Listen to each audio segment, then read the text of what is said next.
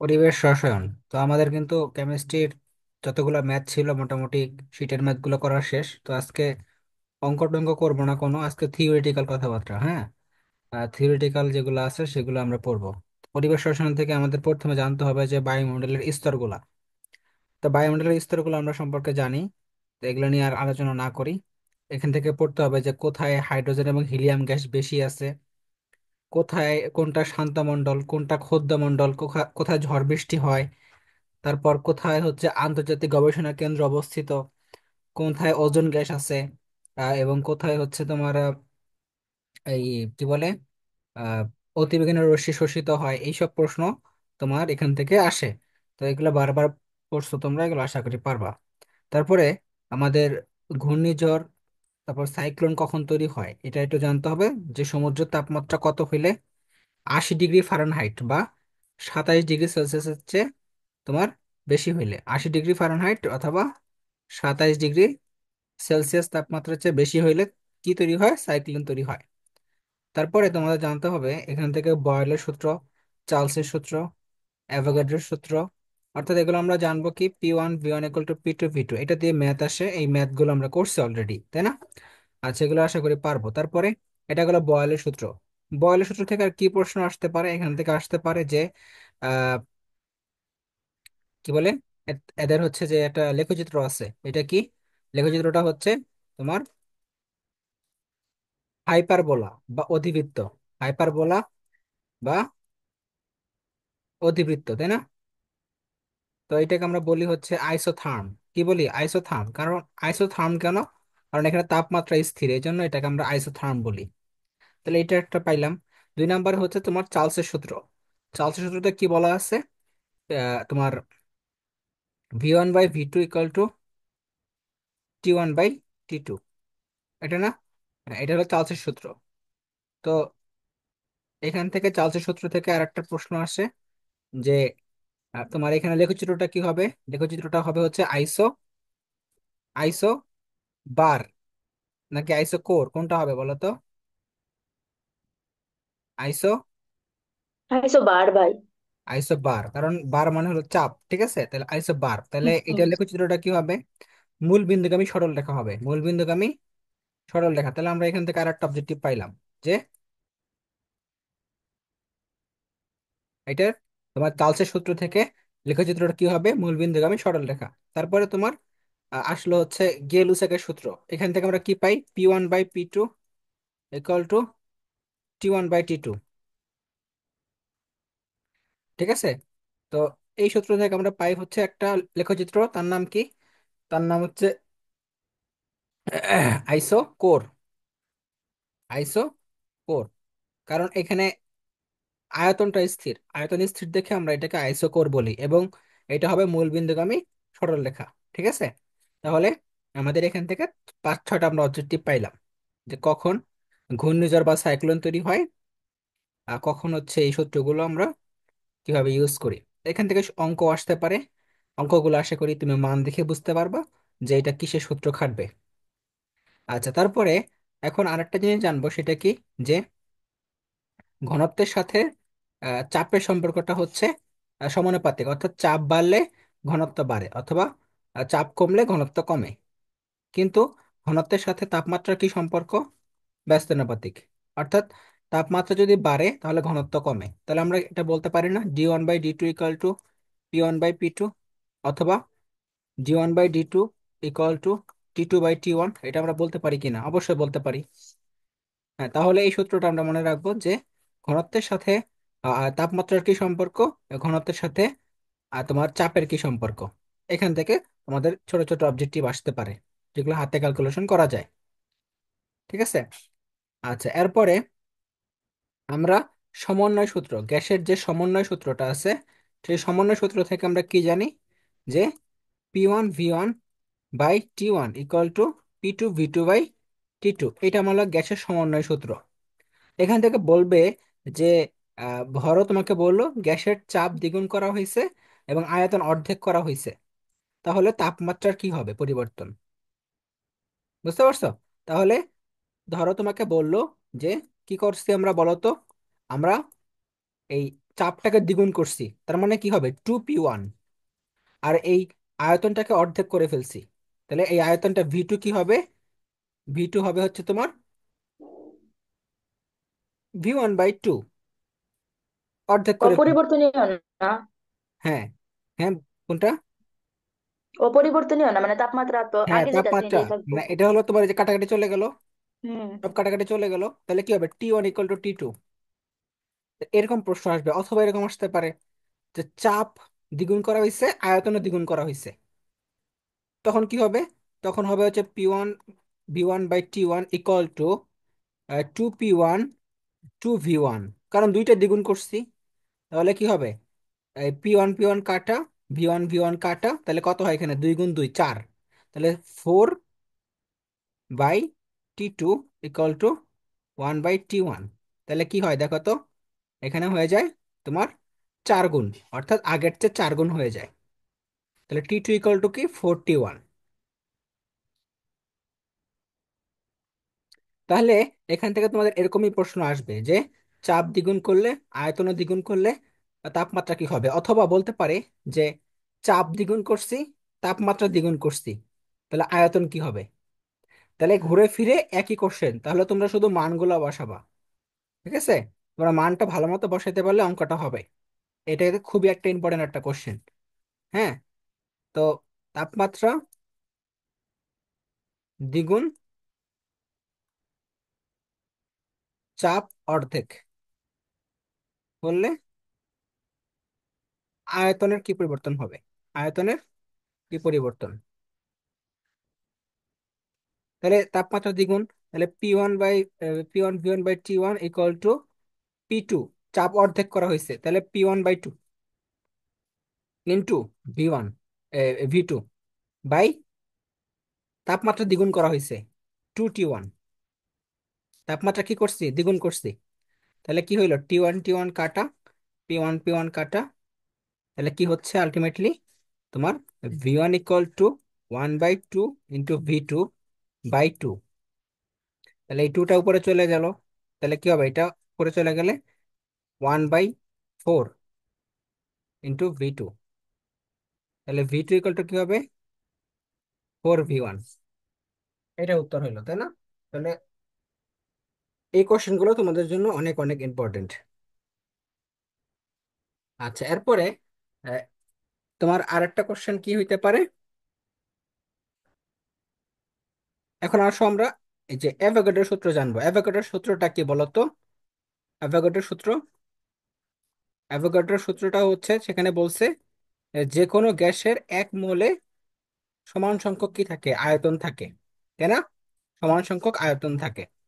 অর্থাৎ যে কোনো গ্যাসই হোক, 1 মোল হোক, অথবা যে মানে মোল সংখ্যা যদি 1 হয়, সমান সংখ্যক আয়তন থাকবে। গ্যাসটা কি সেটা আমার জানা দরকার নাই। এটা সালফার ডাইঅক্সাইড হতে পারে, কার্বন ডাইঅক্সাইড হতে পারে। ধরো সবার মধ্যে 1 মোল করে আছে, তাহলে 1 মোল মানে কি? 1 মোল মানে হচ্ছে তোমার এখানে অ্যাভোগাড্রো সংখ্যা থেকে বলা যায় যে এখানে 22.4 লিটার, যদি তোমার এসটিপি হয়। এখন আমাদের এসটিপি, এসএটিপি আর এনটিপি, এই তিনটা আমাদের জানতে হবে।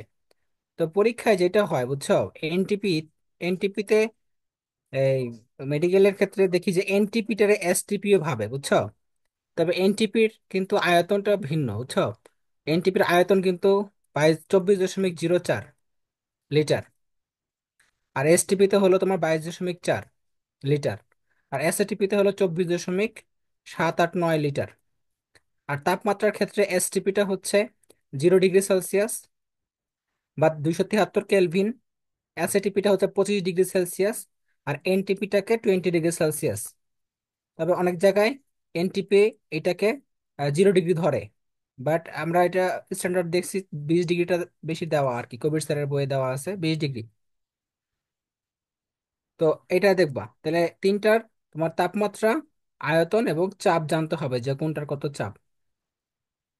তারপর আমরা দেখবো দেখবো যে যে এই পিভি ইকুয়াল টু, পরে আমাদের কি, আমাদের সূত্রটা হচ্ছে আদর্শ গ্যাসের সমীকরণ।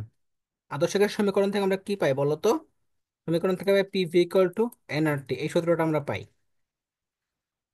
তো এখান থেকে আমরা আরেকটা সূত্র পাই, এটা দিয়ে আমরা অলরেডি অঙ্ক করছি। সেটা কি বলতো? PV equal to W by M R T, এটা একটা পাইলাম। তারপর আমরা এখান থেকে আরেকটা সূত্র পাই, সেটা হলো D equal to PM by R T. তাহলে তোমার দেখো ঘনত্ব, যদি ঘনত্ব দেওয়া থাকে এবং চাপ দেওয়া থাকে, তাপমাত্রা দেওয়া থাকে, তুমি আণবিক ভর বের করতে পারবা না? পারবা। তাহলে তুমি এই এই সূত্রগুলো মনে রাখতে হবে সবগুলা, যে কোনটা সঠিক কোনটা সঠিক না। তো আমরা কিন্তু এটা শিখছিলাম পরিমাণগত রসায়নে, যে ডাব এন মানে কিন্তু অনেক কিছু বলা যায়। মূল সংখ্যা ইকুয়াল টু কি ডাব্লিউ বাই এম, ভর বাই ভর, ভি বাই 22.4, তারপর অণুর সংখ্যা বাই অ্যাভোগাড্রোর সংখ্যা equal to N equal to VS equal to PV by R T. তাহলে দেখো এন ইকুয়াল টু কে পিভি বাই আর টি বলা যায় না? বলা যায়। এন ইকুয়াল টু ভিএস বলা যায়, এটা বলা যায়, এটা বলা যায়। এখন কোথায় কি তোমাকে ইউজ করতে হবে, এটা তোমার পরীক্ষার প্রশ্ন বা সূত্র দেখে, অপশন দেখে বুঝতে হবে যে কি কোনটা কোথায় ইউজ করব।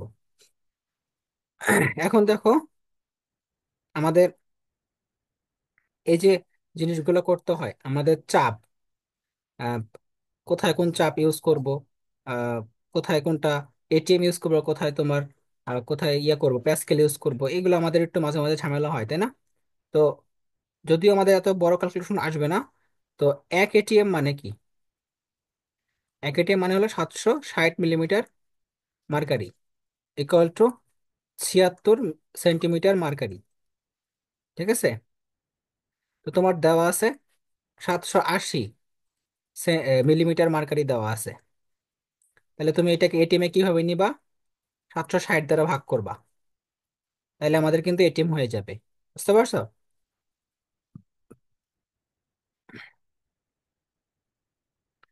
আচ্ছা, ইকুয়াল টু, আমরা জানবো যে 760 মিলিমিটার মার্কারিকে আমরা কি বলতে পারি? 760 টর বলতে পারি না? 760 টর বলা যায় কিন্তু। আচ্ছা, তারপরে আমাদের আয়তনের হিসাব আমরা জানবো যে 1 ডেসিমিটার কিউব মানে কি বলতো? 1 ডেসিমিটার কিউব মানে হচ্ছে 1 লিটার। আর 1 সেন্টিমিটার কিউব মানে কি? 1 মিলিলিটার। বুঝতে পারছো? তাহলে তোমাকে যদি বলে যে 22.4 ডেসিমিটার কিউব, তার মানে ধরে নিবা এটা হচ্ছে 22.4 লিটার বলছে। বুঝছো? আর যদি বলে 700 সিসি, সিসি বললে কি বলবা? বলবা যেটা মিলিমিটার বা মিলিলিটার। ঠিক আছে? মিলিলিটার বলবো আমরা 700 সিসি কে। তারপরে দেখো আর একটা জিনিস জানতে হবে যে 1 মিটার কিউব, 1 মিটার কিউব মানে কত লিটার? 1 মিটার কিউব মানে হচ্ছে 1000 লিটার। খুবই ইম্পর্টেন্ট, 1000 লিটার, এটা দিয়ে অনেক অবজেক্টিভ আছে তোমাদের বইয়ে। তো তাহলে 1 লিটার মানে কি? 10⁻³ মিটার কিউব, তাই না? তাহলে তোমাকে যদি বলা হয় যে এসটিপি তে carbon dioxide, 1 mole carbon dioxide, 1 mole carbon ডাইঅক্সাইডের কত, আয়তন কত মিটার কিউব, কত মিটার কিউব, তাহলে কি বলবা? 22.4 10⁻³ মিটার কিউব। বুঝতে পারছো? কারণ আমরা জানি যে 1 মোল কার্বন ডাইঅক্সাইড এসটিপি তে মানে কি? 22.4 লিটার। তাহলে আমরা জানি যে মিটার কিউবে নিতে গেলে কি করতে হবে? 10⁻³ দ্বারা গুণ করতে হবে। বুঝতে পারছো? এভাবে করে আমরা জিনিসগুলো মনে রাখবো।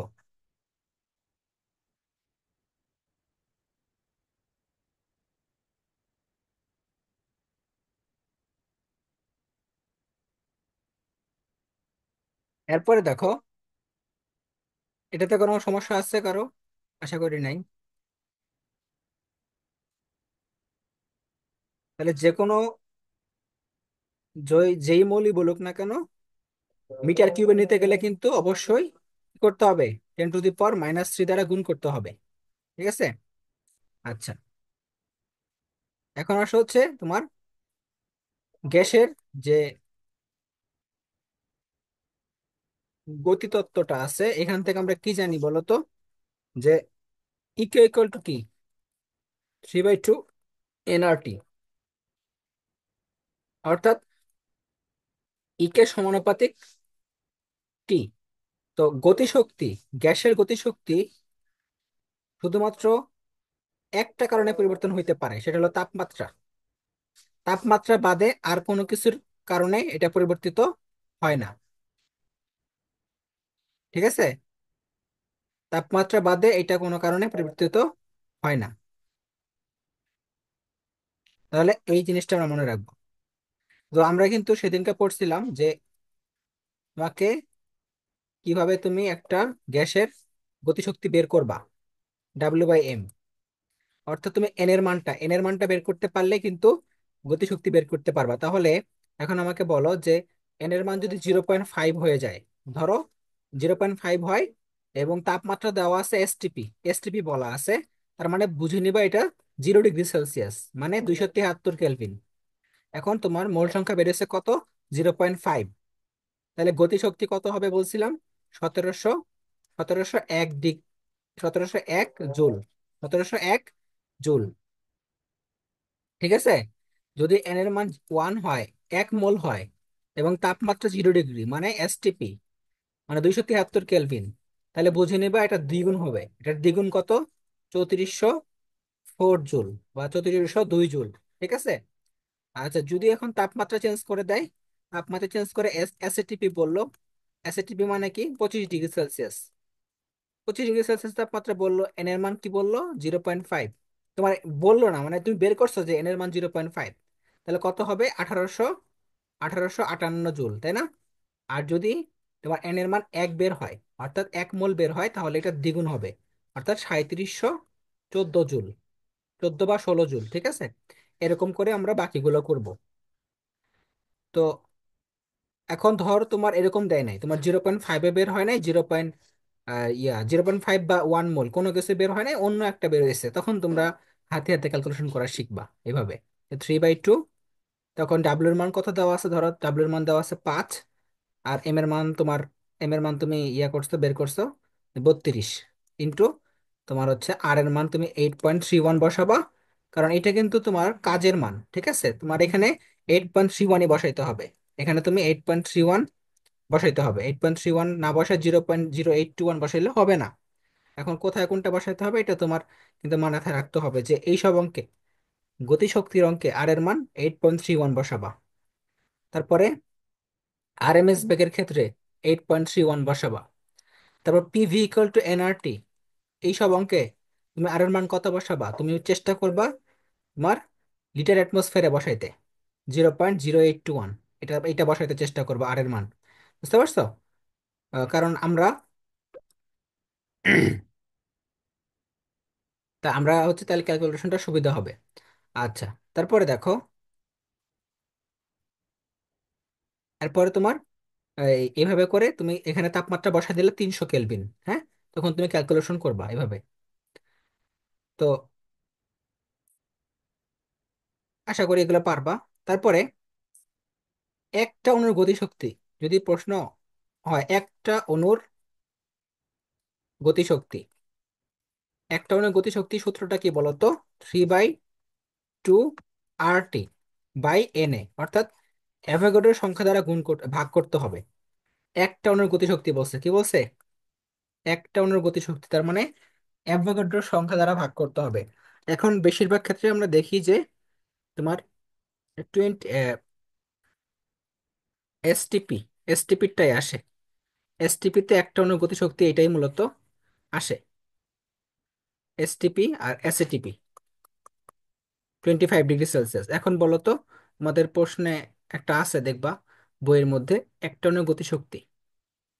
তো মনে রাখবা যে তাপমাত্রা চেঞ্জ করলে গতিশক্তি চেঞ্জ হয়ে যাবে এক টনের ক্ষেত্রে। তবে আমাদের আহ, বইয়ে যে কোশ্চেনটা আছে সেখানে উত্তর কত? 6.17 ×10⁻⁻21 জুল। ঠিক আছে, এক টনের গতিশক্তি। এটা কি এসটিপিতে নাকি এসএটিপিতে বলো তো?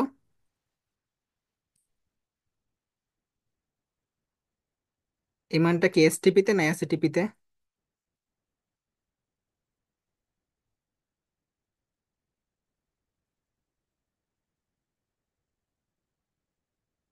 একটা অণুর গতিশক্তি, একটা অণুর গতিশক্তি যদি আসে, দাঁড়াও, এসটিপি। এসটিপি হওয়ার কথা, আমি এটা ক্যালকুলেশন করে দেই। 3 আর এর মান 8.314 টির মান 273 বাই 2 × 6.023 10 টু দি পাওয়ার 23। না, এটা হলো এসএটিপি, ঠিক আছে, এটা কিন্তু এসএটিপি। হ্যাঁ, এটা হলো 25 ডিগ্রিতে, মনে থাকবে। এটা হলো 25 ডিগ্রিতে এসএটিপিতে, অর্থাৎ কক্ষ তাপমাত্রায়, কক্ষ তাপমাত্রায়, মনে থাকবে। আর এসটিপিতে কত হবে? এসটিপিতে যে কোনো গ্যাস বলুক, এটা কোন গ্যাস বলুক এটা আমার জানার দরকার নাই, শুধু মনে রাখবা এসএটিপিতে এত, আর এসটিপিতে 5.65 10 টু দি পাওয়ার -21 জুল। কারণ তোমার ক্যালকুলেশন করার কিন্তু সময় নাই, হাতে হাতে করতে হবে, তাহলে তোমার ওই হিসেবে সময় বাঁচাইতে হবে। তাহলে এসটিপিতে যদি বলে একটি অণুর গতিশক্তি, তাহলে 5.65 10 টু দি পাওয়ার -21 জুল। আর যদি এসএটিপি বলে তাহলে 6.17 10 টু দি পাওয়ার -21 জুল। এখন যদি আর্গে বলে, আর্গে বললে কত হবে বলো তো? 10 টু দি পাওয়ার 7 দ্বারা গুণ করতে হবে। হ্যাঁ, তখন মান হয়ে যাবে 10 টু দি পাওয়ার -14। হ্যাঁ, 6.17 10 টু দি পাওয়ার -14 আর্গ হয়ে যাবে। তাহলে কি হবে উত্তর? 6.17 10 টু দি পাওয়ার -14 আর্গ। আর এটা হয়ে যাবে 5.65 10 টু দি পাওয়ার -14 আর্গ। তাহলে এভাবে করে ক্যালকুলেশন করে বের করবা। তাহলে এটা হলো এসআই পদ্ধতিতে, আর এটা হলো সিজিএস পদ্ধতিতে।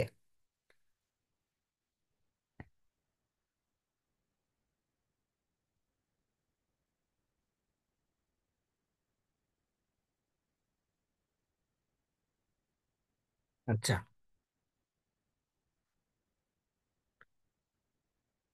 এরপরে তোমাদের আরেকটা জিনিস শিখাইছিলাম, সেটা কি? সিআরএমএস বেগ। সিআরএমএস বেগটার সূত্রটা কি? √3RT/m, তাই না? তাহলে সিআরএমএস বেগটা হচ্ছে বর্গমূল গড় বর্গবেগ, তাই না? বর্গমূল গড় বর্গ বর্গবেগ। তো এইটা হলো সিআরএমএস বেগটা। তা তোমার কি, তোমার আণবিক ভরের বর্গমূলের ব্যস্তানুপাতিক, আবার তাপমাত্রার বর্গমূলের সমানুপাতিক। তোমাদের প্রশ্ন আসবে নিচের কোনটা সিআরএমএস বেগ সম্পর্কে সঠিক, তখন তোমাদের সম্পর্কগুলো মনে রাখতে হবে এখান থেকে। আচ্ছা, তারপরে মনে রাখতে হবে যে তাপমাত্রা বাড়লে সিআরএমএস বেগ বাড়ে, আণবিক ভর বাড়লে সিআরএমএস বেগ কমে। যার কারণে হাইড্রোজেনের, হাইড্রোজেন গ্যাসের সিআরএমএস বেগ সবচেয়ে বেশি। হাইড্রোজেন গ্যাসের কি সিআরএমএস সবচেয়ে বেশি, কারণ হাইড্রোজেন গ্যাসের ওজন সবচেয়ে কম, আণবিক ভর সবচেয়ে কম। ঠিক আছে। তারপরে এখান থেকে জানতে হয় যে, অলরেডি আমরা এটা আলোচনা করছি অঙ্কের ক্লাসে, তো এসটিপিতে, এসটিপিতে সিআরএমএস বেগ অক্সিজেনের কত? 461। আর অ্যাসিটিপিতে 481। আচ্ছা, তারপরে নাইট্রোজেনেরটা, এসটিপিতে 500 আর অ্যাসিটিপিতে 516। আচ্ছা, তারপরে এসটিপিতে হাইড্রোজেন গ্যাসেরটা কত? 1920 মিটার পার সেকেন্ড। এগুলো আমি লিখে দিছি, তারপরে এগুলো পড়বা মনে মনে করে। এরপরে আণবিক ভরের সাথে সম্পর্ক দেখলাম। এখন আমরা একটা ইয়ে শিখছিলাম না, যে কি বলে এটার নাম, প্রথমে সিআরএমএস বেগ, তারপরে গড় বর্গবেগ, তারপরে সম্ভাব্যতম বেগ। এই একটা ক্রম পড়ছিলাম, এটা একটা অবজেক্টিভ তোমাদের আছে, দেখবা। ঠিক আছে। তাহলে সিআরএমএস গ্রেটার দেন গড় বর্গবেগ গ্রেটার দেন সম্ভাব্যতম বেগ। আচ্ছা, তারপরে এই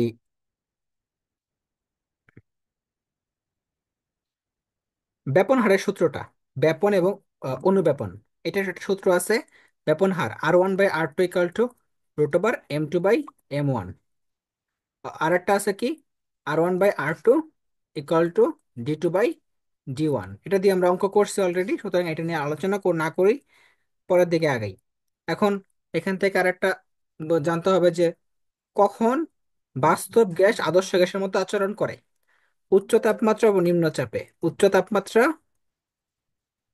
ও নিম্ন চাপে কি করে বলতো? বাস্তব গ্যাসগুলো আদর্শ গ্যাসের মতো আচরণ করে। বাস্তব গ্যাস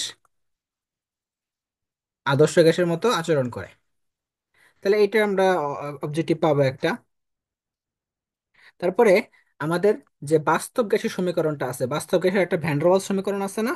সেই ভ্যান ডার ওয়ালস সমীকরণটা আমাদের মনে রাখতে হবে। সেটা কি বলতো?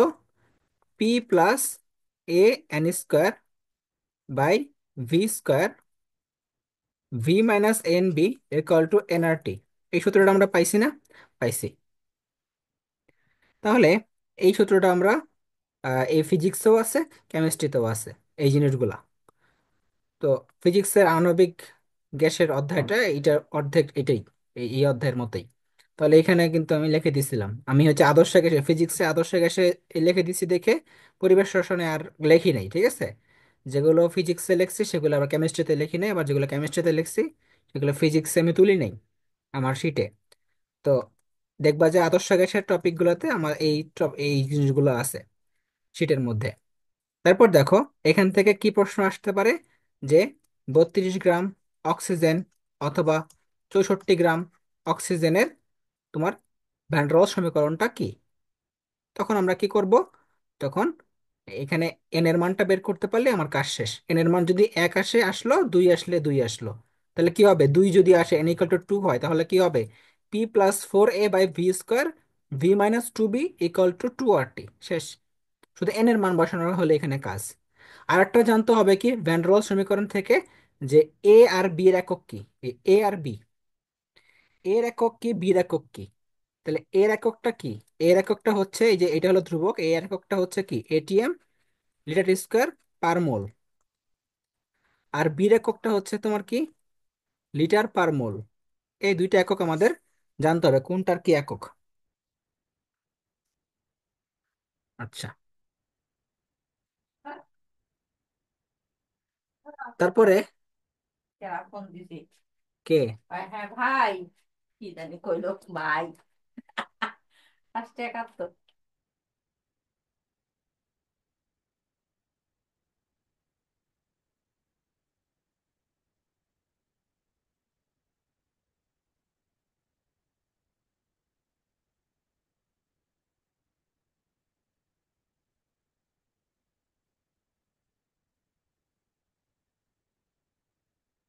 আচ্ছা, এরপরে দেখো তোমাদের একটা জিনিস জানতে হবে, সেটা কি? যে আদর্শ গ্যাস এবং বাস্তব গ্যাসের মধ্যে এই সংকোচনশীলতা গুণাঙ্ক, সংকোচনশীলতা তন্তু আশ্বাস নাকি?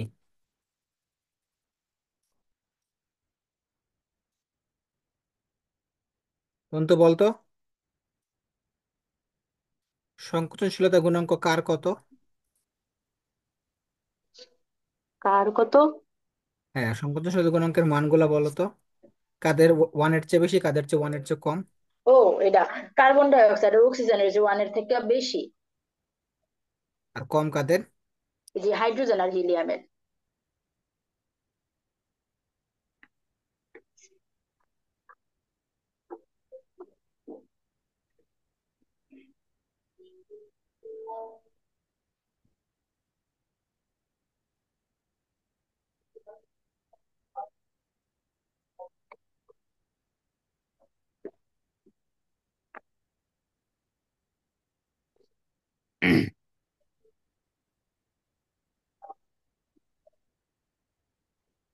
ভাই, হাইড্রোজেন আর হিলিয়ামেরটা বেশি, আর oxygen, carbon die oxide, methane, নাইট্রোজেনের হ্যাঁ, এটা ওয়ানের থেকে কম। এটাই আমি বলতেছি যে তুমি তো আনসার ভুল পেঁচ করছো। লেগে গেছে। হাইড্রোজেন হিলিয়ামের আণবিক ভর কম, ঠিক আছে, এই জন্য তাদের সংকোচনশীলতা গুণাঙ্কের মান 1-এর চেয়ে বেশি। অর্থাৎ জেটের মান 1-এর চেয়ে বেশি। জেড মানে কি? জেড মানে হচ্ছে পিভি বাই এনআরটি, ঠিক আছে? জেড মানে পিভি বাই এনআরটি। এখন যার আণবিক ভর কম তার মান 1-এর চেয়ে বেশি। আর যার মান ammonia, carbon dioxide, oxygen methane, এদের মানটা হচ্ছে জেটের মান একের চেয়ে কম। ঠিক আছে, একের চেয়ে কম। এখন এসব ভুল করলে হবে? আদর্শ গ্যাসের ক্ষেত্রে কি হবে? আদর্শ গ্যাসের ক্ষেত্রে জেটের মান এক ইকুয়াল টু ওয়ান হবে। আদর্শ গ্যাসে জেট ইকুয়াল টু ওয়ান। এই বিষয়গুলো এখন আর ভুল করার কোনো পরিস্থিতি নাই। ঠিক আছে। আমার ভাই সহজ দিয়ে ভুল যায়, কঠিন দিয়ে ভুল যায় না খুব একটা। হুম, কঠিনটি তো ভুল যাইব না। এই সমস্যার কি কি সমাধান? এই জন্য সহজগুলো বেশি মানে যে পড়বে। 90% ফুলাফানে পারবো, এটা আমি মানে পরে পারবা, মানে দেওয়া যে সময় ভুল করবা আমি সময় মনে হবো না, এটা তো আমি পারতাম। এই জন্য তো ইয়ে করতে হবে, যেগুলো পারো সেগুলো বেশি করে পড়তে হবে, রিভিশন দেওয়া লাগবে। রিভিশন মানে গুরুত্ব পারা দেওয়া- জিনিস ভুল করে পরে কিছুই হয় না। পারা জিনিস ভুল করে মানুষ, এটাই সঠিক। তারপর দেখো, আদর্শ গ্যাসের গতীয় সমীকরণ কি? আদর্শ গ্যাসের গতীয় সমীকরণ এটা আমাদের কি? P equal to 1/3 mn C square. ঠিক আছে, এটা আমাদের গতীয় সমীকরণ।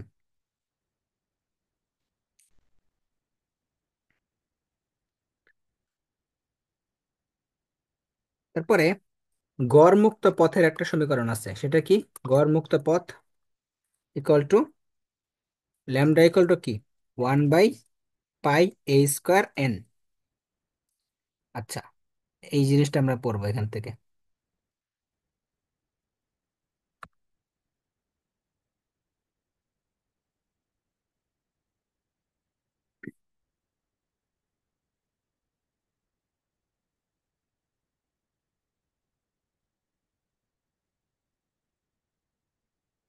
এখন আসো তোমার,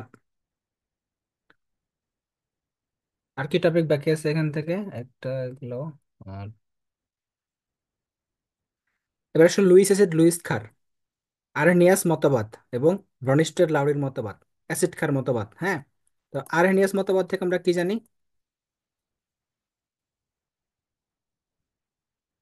এখান থেকে জানবো যে যারা এস প্লাস দান করে তারা অ্যাসিড, যারা হাইড্রোক্সিল দান করে তারা হচ্ছে ক্ষার। এখানে কোনো ইয়া নাই, কোনো কোনো কঠিন জিনিস নাই, জাস্ট নর্মাল জিনিস। যারা এস প্লাস দান করে, যাদের মধ্যে হাইড্রোজেন আছে তারা হচ্ছে অ্যাসিড, যাদের মধ্যে হাইড্রোক্সিল আছে তারা হচ্ছে ক্ষার। তারপরে তোমার ব্রনিস্টেড লাউরির মতবাদ থেকে আমরা এখান থেকে কি কি প্রশ্ন আসে? যে অণুবন্ধী অ্যাসিড অণুবন্ধী ক্ষার, তো এটা মাঝে মাঝে দেখা যায় আসে মেডিকেলে। এখানে বলা আছে যে ধরো তোমার একটা পানি আর হচ্ছে একটা অ্যাসিড বিক্রিয়া করছে। বিক্রিয়া করার পরে কি হয়েছে? H3O+ আর HCO3-। তো যার সাথে হাইড্রোজেন যুক্ত হয়, যার সাথে কে যায়? হাইড্রোজেন যায়, প্রোটন যায়, সেটা হচ্ছে ক্ষার। অর্থাৎ ক্ষার কি করে? প্রোটন গ্রহণ করে। ক্ষার হচ্ছে প্রোটন গ্রহণ করে, অর্থাৎ তারাই ক্ষার যারা প্রোটন গ্রহণ করতে পারে। আর এটা হলো অ্যাসিড যারা দান করতে পারে। তাহলে অ্যাসিডের সংজ্ঞা কিন্তু চেঞ্জ হয় না, এখানে অ্যাসিডের সংজ্ঞা আগের মতোই আছে, কিন্তু ক্ষারের সংজ্ঞা চেঞ্জ হয়ে গেছে। তাহলে যার সাথে H+ যুক্ত হয়েছে, কার সাথে যুক্ত হয়েছে? ক্ষারের সাথে। তাহলে এটা হবে অনুবন্ধী অম্ল, এটা হবে অনুবন্ধী অম্ল। অর্থাৎ ক্ষার হবে অনুবন্ধী অম্ল আর অ্যাসিড হবে অনুবন্ধী ক্ষার। ঠিক আছে, অনুবন্ধী ক্ষার। তাহলে হয়ে গেল।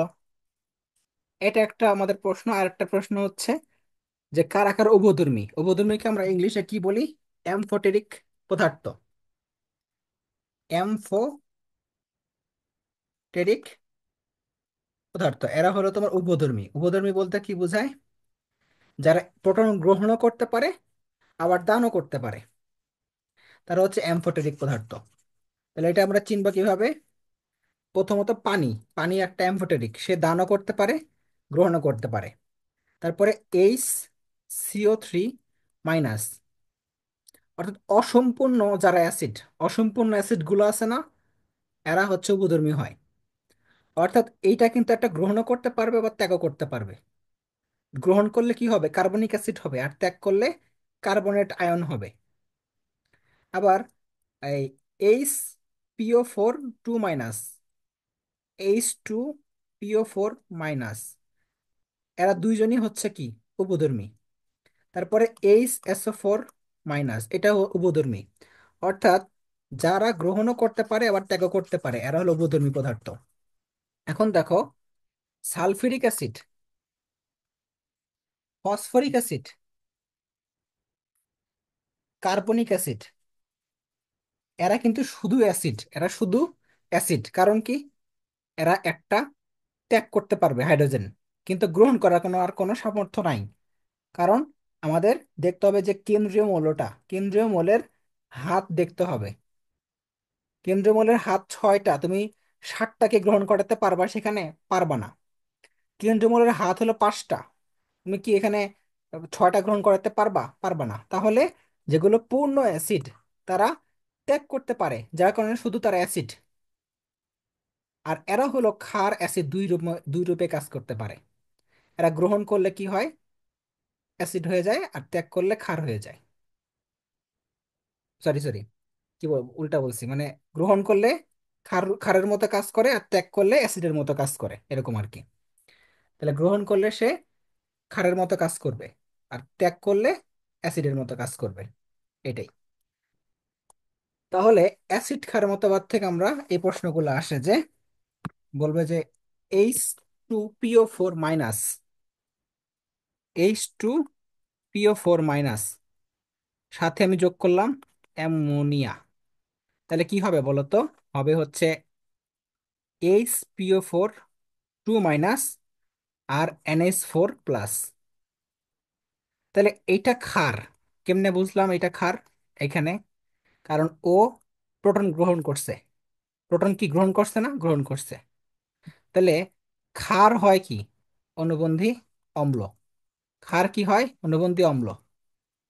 আর অ্যাসিড, এটা হলো অনুবন্ধী ক্ষার। এটা কি? অনুবন্ধী ক্ষার। অর্থাৎ যে প্রোটন দান করে সে অনুবন্ধী ক্ষার। আচ্ছা, তারপরে সে সেইভাবে হচ্ছে তোমার এই HCO3 মাইনাস, HSO4 মাইনাস, এগুলো আমরা পড়বো। যে এটা তোমার যদি ত্যাগ করে তাহলে কি হয়? কার্বনেট আয়ন হয়, আর H+ হয়। এটা যদি ত্যাগ করে তাহলে কি হয়? সালফেট হয়, আর কি হয়? H+ হয়। তাহলে এই যে H+, এইখানে H+, যার সাথে যুক্ত হবে সেটা অনুবন্ধী অম্ল, ঠিক আছে? আর এটা হলো অনুবন্ধী ক্ষার। এই প্রশ্নগুলো অবজেক্টিভে আসে। আশা করি কোনো সমস্যা নেই। এরপরে হচ্ছে তোমার লুইস অ্যাসিড, লুইস ক্ষার, লুইস অ্যাসিড, লুইস ক্ষার।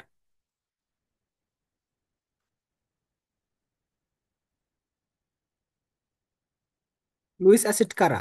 যাদের অষ্টক অপূর্ণ আছে, যাদের কি আছে? অষ্টক অপূর্ণ আছে, এবং যারা ইলেকট্রন গ্রহণ করবে। এখানে কিন্তু প্রোটন না, এটা কিন্তু ইলেকট্রনীয় মতবাদ, এটাকে বলা হয় ইলেকট্রনীয় মতবাদ। ইলেকট্রনীয় মতবাদ বলা হয়, তাই না? যারা ইলেকট্রন জোর গ্রহণ করতে পারে, আর যাদের অষ্টক অপূর্ণ আছে, যাদের অষ্টক কি আছে? অপূর্ণ আছে। Fe2+, ফেরিক ক্লোরাইড, তারপর বোরিক অ্যাসিড, এরা সবাই হচ্ছে তোমার কি? Luis acid. এরা হলো লুইস অ্যাসিড। তার মানে লুইস মতবাদে কি বৃদ্ধি পাইছে বলতো? অ্যাসিডের সংখ্যা বৃদ্ধি পাইছে। কি বৃদ্ধি পাইছে? অ্যাসিডের সংখ্যা বৃদ্ধি পেয়েছে।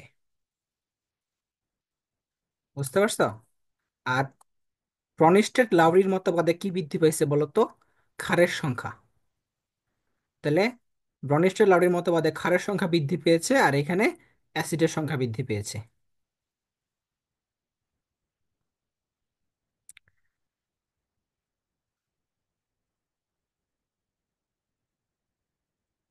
তারপরে আগে যারা ক্ষার ছিল, ব্রনিস্টেড লাউরিতে যারা ক্ষার ছিল, এখনো তারা ক্ষার, ঠিক আছে?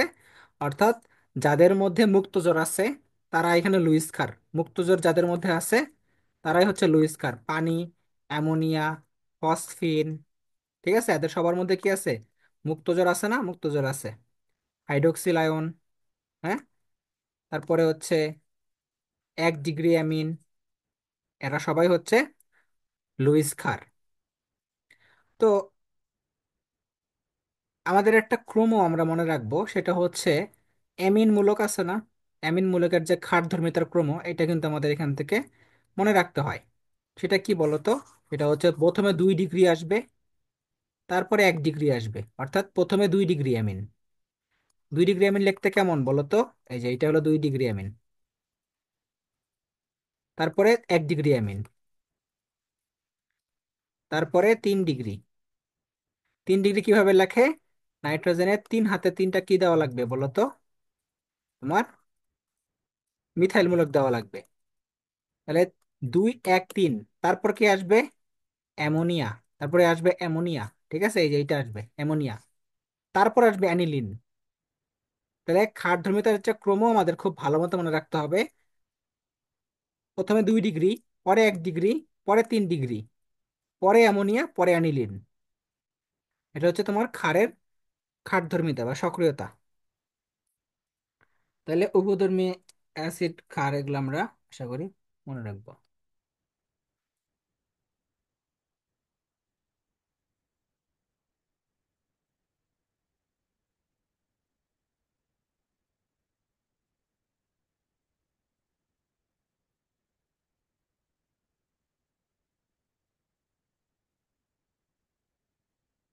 কিন্তু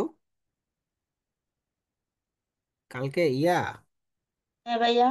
সূর্য ঢুকলো কেমনে রে ইয়াতে ক্লাসে? তুই ভাই দিছিলি? হ্যাঁ, আমার হঠাৎ করে কই যে কি করো, আমি ক্লাস করতেছি। ওরা কয় আমার একটু লিঙ্কটা লিঙ্ক দেছি, লিঙ্ক নাই তো ভাই, পাসওয়ার্ড আর দিছে, আইডি দিছে, মিটিং আইডি, ওরা কয় আমার একটু দি। ও, আমি আমি ভাবলাম যে ও। পরে আমি একটু দিছি। আচ্ছা। ওর, হ্যাঁ ফোন চান্স পাই আবার আরো পরীক্ষা দিব। আরে ভাব দেখাইতেছে। স্টুডেন্ট ভালো, সমস্যা কি দেখ। নিশ্চয় তো সবাই ভালো এখন, ভাগ্যে না থাকলে কিছু করার নেই আসলে, বুঝছিস? ভাগ্যের ভাই, ভালা হইলে কেমনে মানুষ 65 পায়, ভালা না দেখে 65 পাইছি। এই তো ভাগ্য, ভাগ্য খারাপ। এমন একটা জিনিস না যেটা না পারা। দেখো, এখন রিভিশন দাও ভালো মতো। মিঠা পানির উৎস, মিঠা পানির উৎস কি? মিঠা পানির উৎস হচ্ছে তোমার হিমবাহ এবং তুষার আচ্ছাদন। তো এটা একটু দেখবা। অর্থাৎ মেইন মেইন যে পানির উৎসটা মিঠা পানি, সেটা হচ্ছে হিমবাহ এবং তুষার আচ্ছাদন 74%। আর ভূগর্ভস্থ পানিটা হচ্ছে 22%। তো বাংলাদেশে যদি বলে, বাংলাদেশের ক্ষেত্রে মিঠা পানির উৎস হচ্ছে ভূগর্ভস্থ পানি। আর পৃথিবীর ক্ষেত্রে যদি বলে তাহলে হচ্ছে উত্তর মেরুর বরফ। ঠিক আছে, অর্থাৎ মেরুর যে বরফগুলো আছে সেগুলো হচ্ছে তোমার পৃথিবীতে মিঠা পানির উৎস। তারপরে এই মিঠা পানির উৎসটা জানবা, তারপরে জানতে হবে স্থায়ী ক্ষরতা অস্থায়ী ক্ষরতা।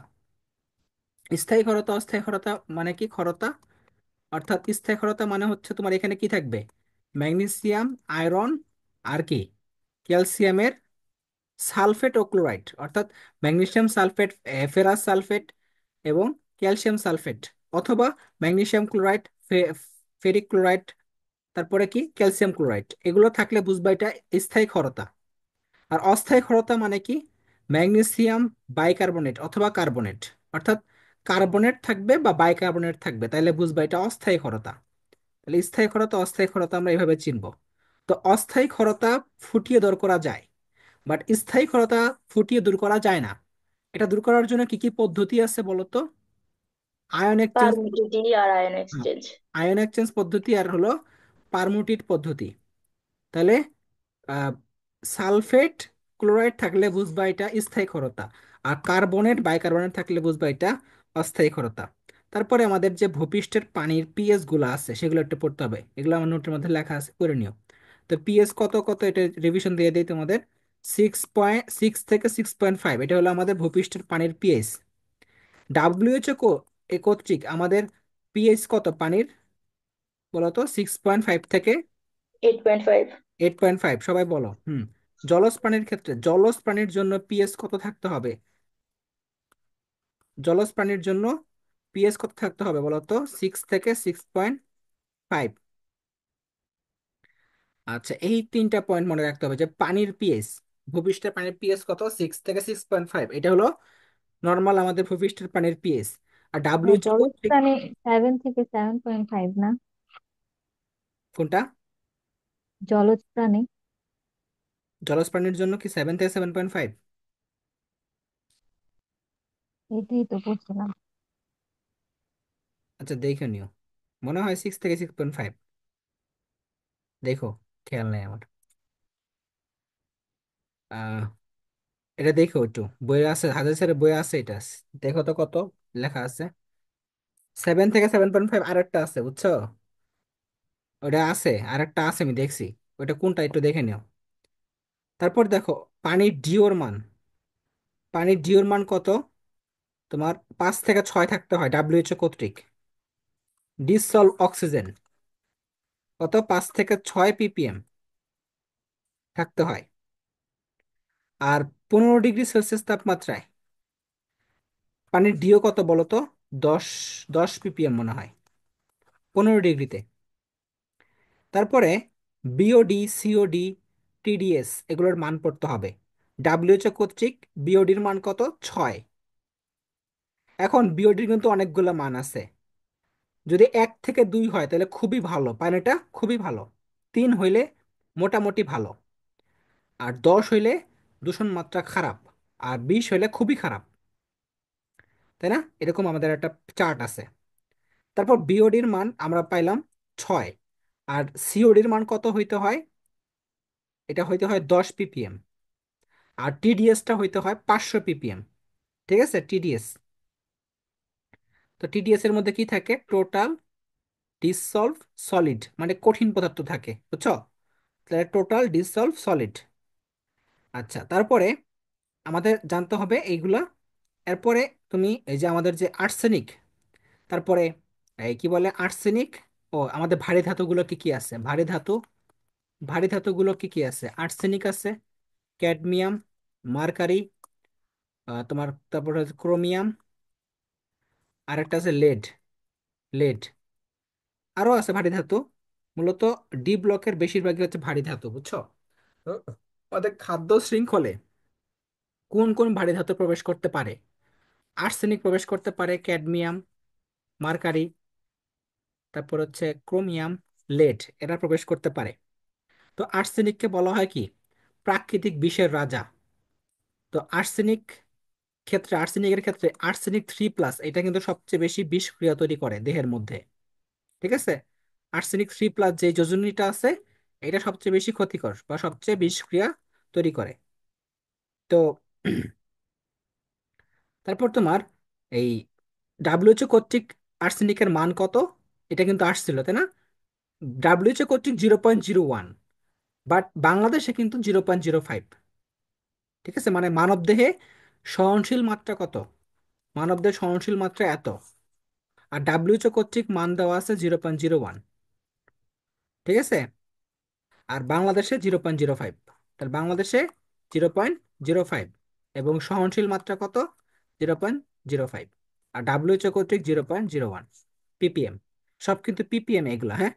এতক্ষণ যা বলছি সব কিন্তু পিপিএম এ বলছি। তারপরে কোথায় আর্সেনিকের একটা জেলা আছে, কোন জেলায় আর্সেনিকের দূষণ মাত্রা সবচেয়ে বেশি? সেটা হলো যশোর জেলার শার্শা থানার কোন একটা গ্রাম আছে, সেই গ্রামে তোমার আর্সেনিকের ভয়াবহতা সবচেয়ে বেশি। তো আর্সেনিকের কারণে কি কি রোগ হইতে পারে বলো তো? ব্ল্যাক ফুট ডিজিজ হইতে পারে, ক্যান্সার হইতে পারে, কার্সিনোজেন হইতে পারে, আর হলো তোমার ক্যারাটিনাইজেশন হইতে পারে, ক্যারাটিনাইজেশন। এই রোগগুলো হইতে পারে। ক্যারাটিনাইজেশন মানে কালো কালো ছোপ ছোপ হয়ে যায় শরীরের মধ্যে। ব্ল্যাক ফুট ডিজিজ ফ্যাটি হয়। লিভারও তো হয় না ভাই? ফ্যাটি লিভার হইতে পারে, হ্যাঁ, ফ্যাটি লিভার হইতে পারে, ফ্যাটি লিভারও হয়। তারপরে দেখো ক্রোমিয়াম 3+-এর কারণে কি হয়? ক্রোমিয়াম 3+, এটা তোমাদের আসছিল, তাই না? আরবিসিতে আয়রনকে শোষণে বাধাগ্রস্ত করে, অর্থাৎ আমাদের আয়রন গুলোকে শোষণ হতে দেয় না, যার কারণে অ্যানিমিয়া হয়। তখন আরবিসি কমে যায়, অ্যানিমিয়া হয়। ঠিক আছে, তারপর লেডের কারণে কি হয়? লেডের তোমার ইয়া কত? লেড কখন বিষক্রিয়া তৈরি করতে পারে? যখন খাদ্য শৃঙ্খলে ঢুকে, কিসের মাধ্যমে ঢুকে? লেড স্টোরেজ, ব্যাটারির মাধ্যমে ঢুকে। ব্যাটারির মাধ্যমে ঢুকে পড়ে, তখন আমাদের কি হয়? তোমার যদি 50 পিপিবির চেয়ে বেশি হয়, 50 পিপিবি, পিপিবি মানে পার্টস পার বিলিয়ন, তার চেয়ে বেশি হইলে বিষক্রিয়া তৈরি হয়। তখন কি হয় বলতো? দাঁতের মাড়িটা নীলাভ হয়ে যায়, শিশুর আইকিউ হ্রাস পায়, সবচেয়ে ইম্পর্টেন্ট যেটা, শিশুর আইকিউ হ্রাস পায়। ঠিক আছে? আচ্ছা, তাহলে লেডের বিষক্রিয়া কখন তৈরি হয়? যদি 50 পিপিবির চেয়ে বেশি হয়, তখন তোমার লেডের বিষক্রিয়াটা শুরু হয়। তারপরে ডাব্লিউএইচও কর্তৃক ক্যাডমিয়ামের ডাব্লিউএইচও কর্তৃক ক্যাডমিয়ামের লিথাল ডোজ কত? 1 গ্রাম। কত গ্রাম? 1 গ্রাম। ঠিক আছে? যার কারণে কি হয়? কিডনিটা নষ্ট হয় এবং ক্যান্সার হইতে পারে, ফুসফুসের ক্যান্সার, তারপর প্রোস্টেট ক্যান্সার হইতে পারে। ফুসফুস ক্যান্সার, প্রোস্টেট ক্যান্সার এবং কিডনি ড্যামেজ হতে পারে। ঠিক আছে? এই জিনিসগুলো আমরা মনে রাখবো। আর মার্কারি, এই যে মার্কারি আছে না, মার্কারির কারণে কি হইতে পারে? মার্কারির কারণে হইতে পারে, ও আরেকটা আরেকটা জিনিস বলা হয় না, সেটা কি? যে ক্যাডমিয়াম আছে না, ক্যাডমিয়াম লেড, লেডের তো বললাম। আহ ক্যাডমিয়ামের কারণে কি হয়? অস্টিওপোরোসিস হয় না? অস্থি সম্পর্কিত যত কিছু আছে, অস্টিওপোরোসিস, অস্থি ভঙ্গুর হওয়া, অস্থির মধ্যে তোমার ক্ষতিগ্রস্ত হয়, এটা কোন কারণে হয়? এটা হয় হচ্ছে তোমার ক্যাডমিয়ামের কারণে, তাই না? তাহলে ক্যাডমিয়ামের কারণে কি হয়? অস্টিওপোরোসিস হয়। এটা খুবই ভাই ইম্পর্টেন্ট। ইটাই ইটাই আউচ আউচ রূপ গা। এটাই আউচ আউচ মানে হচ্ছে তোমার এই ক্যাডমিয়ামের কারণে হয়। কারণ এটা তো হয়, মানে এটা কি রোগ এটা? এটা হচ্ছে তোমার অস্থি, যেগুলো আমাদের হাড়গুলো আছে, এগুলো ক্ষয় যায়। এটাতে বলা এটাই আউচ আউচ। হুম, হাড়গুলো ক্ষতিগ্রস্ত হয়, অস্থিগুলো ক্ষতিগ্রস্ত হয়। আর এই যে মার্কারি, মার্কারির কারণে কি হয় বলতো? মিনামাতা, মিনামাটা বা মিনামাতা রোগ হয়। এটা মূলত ব্রেইনের ডিজিজ। ঠিক আছে? মার্কারির কারণে মিনামাটার রোগ হয়। তাহলে কোনটার কারণে কি হয়? এটা খুবই ইম্পর্টেন্ট এবং লিথাল ডোজ, এবং কোনটার কতটুকু মাত্রা ডাব্লিউএইচও কর্তৃক প্রতি বছরই আসতেছে। সুতরাং এগুলো ভুল করা যাবে না, এগুলো পারবো আশা করি। বিওডি, সিওডি, টিডিএস, তারপর পানির ডিও, হ্যাঁ, এগুলো পড়বা। তারপরে পানির পিএইচ, যেটা বলছিলাম 6.6 থেকে, সরি, 6.0 থেকে 6.5। কোনটা জানি আছে 7.0 থেকে 7.5, ওইটা একটু দেখবা। ওটা তোমরা দেখে নিবা। আর ডাব্লিউএইচও কর্তৃক কত? 6.5 থেকে 8.5, এটা হলো ডাব্লিউএইচও কর্তৃক পানির পিএইচ এর মান। তারপরে তোমাদের যে গ্যাসগুলো আছে, এই প্রথমে আমাদের যে এই গ্রিন হাউস যে গ্যাসগুলো আছে, এটা তোমাদের প্রতি বছরই দেখো আসে। গ্রিন হাউস গ্যাসের মধ্যে আমি বলছিলাম যে গ্রিন হাউস গ্যাস কোনটা? প্রধান green house gas carbon dioxide, তাই না? তো এটা 50% ভূমিকা রাখে। তারপর মিথেন, মিথেনটা হচ্ছে মানে 19% না? আর সিএফসিটা হচ্ছে 16% ভূমিকা রাখে। তো আহ, যদি প্রশ্ন করা হয় যে তাপমাত্রা বৃদ্ধিতে সবচেয়ে বেশি ক্ষমতা প্রভাব বিস্তার করে কে? সিএফসি, কার্বন ডাইঅক্সাইডের চেয়ে 15,000 গুণ। কত গুণ? 15,000 গুণ বেশি প্রভাব রাখে কি করতে? তাপমাত্রা বৃদ্ধি করতে। কারণ ওজোন স্তরের ক্ষতি করে কে সবচেয়ে বেশি? সিএফসি। তাহলে ওজোন স্তরের যেহেতু ক্ষতি করতে পারে সে সিএফসি, যার কারণে এই কার্বন ডাইঅক্সাইডের চেয়ে 15,000 গুণ বেশি ক্ষমতাবান কি করতে? তাপমাত্রা বৃদ্ধি করতে। ঠিক আছে? তাহলে তোমাকে প্রশ্ন করবে তাপমাত্রা বৃদ্ধিতে সবচেয়ে বেশি প্রভাব বিস্তার করে নিচের কোনটি? বলবা সিএফসি। ঠিক আছে? আর যদি প্রশ্ন করা হয় প্রধান গ্রিন হাউস গ্যাস কোনটা? Carbon dioxide. এই দুটা কোশ্চেন। তারপরে তোমার জানতে হবে আহ, এই প্রাইমারি বায়ুদূষক কোনগুলো এবং সেকেন্ডারি কোনগুলো। প্রাইমারি বায়ুদূষক কোনটা?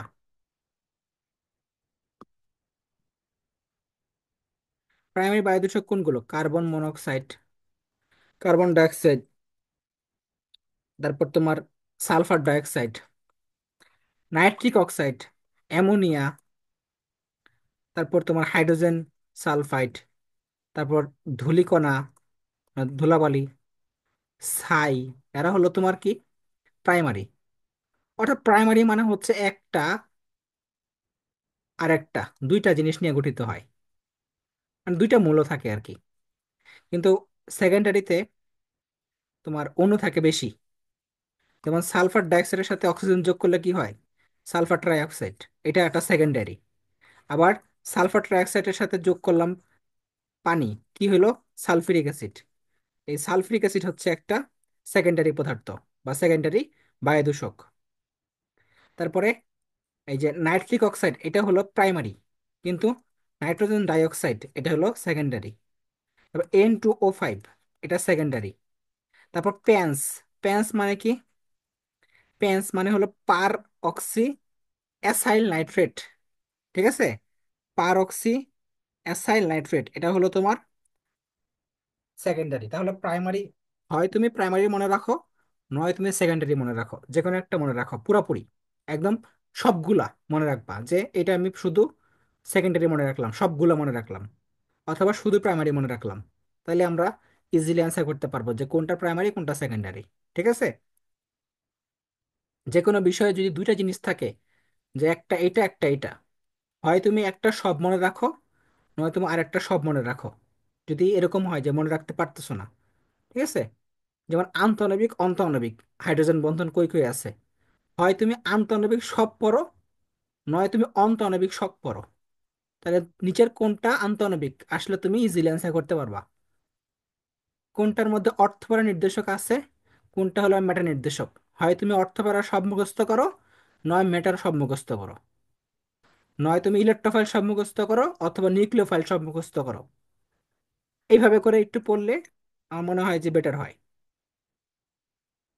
আর বেসিক ক্লিয়ার থাকলে এমনিতে অ্যান্সার করা যায়। যদি তোমার পড়তে পড়তে বেসিক ক্লিয়ার হয়ে যায়, দেখবা যে তুমি এমনিতেই সব পারতেছো এগুলো অ্যান্সার। তারপর দেখো, সালফার ডাইঅক্সাইডের পিপিএম কত? মানে মানে ডাব্লিউএইচও কর্তৃক আমাদের কতটুকু ইয়া, 0.05 ppm। এটা হলো তোমার ডাব্লিউএইচও কর্তৃক অনুমোদিত মাত্রা। ঠিক আছে। সালফার ডাইঅক্সাইডকে বলা হয় সবচেয়ে ভয়ঙ্কর গ্যাস মানব দেহের জন্য। কারণ এটার কারণে কি হয়? কার্বন ডাইঅক্সাইড কিন্তু হবে না, not carbon dioxide. Carbon dioxide কিন্তু ভয়ঙ্কর গ্যাস না, তোমরা কি জানো? কার্বন ডাইঅক্সাইড কিন্তু ভয়ঙ্কর না। ভয়ঙ্কর কিন্তু কার্বন ডাইঅক্সাইড না।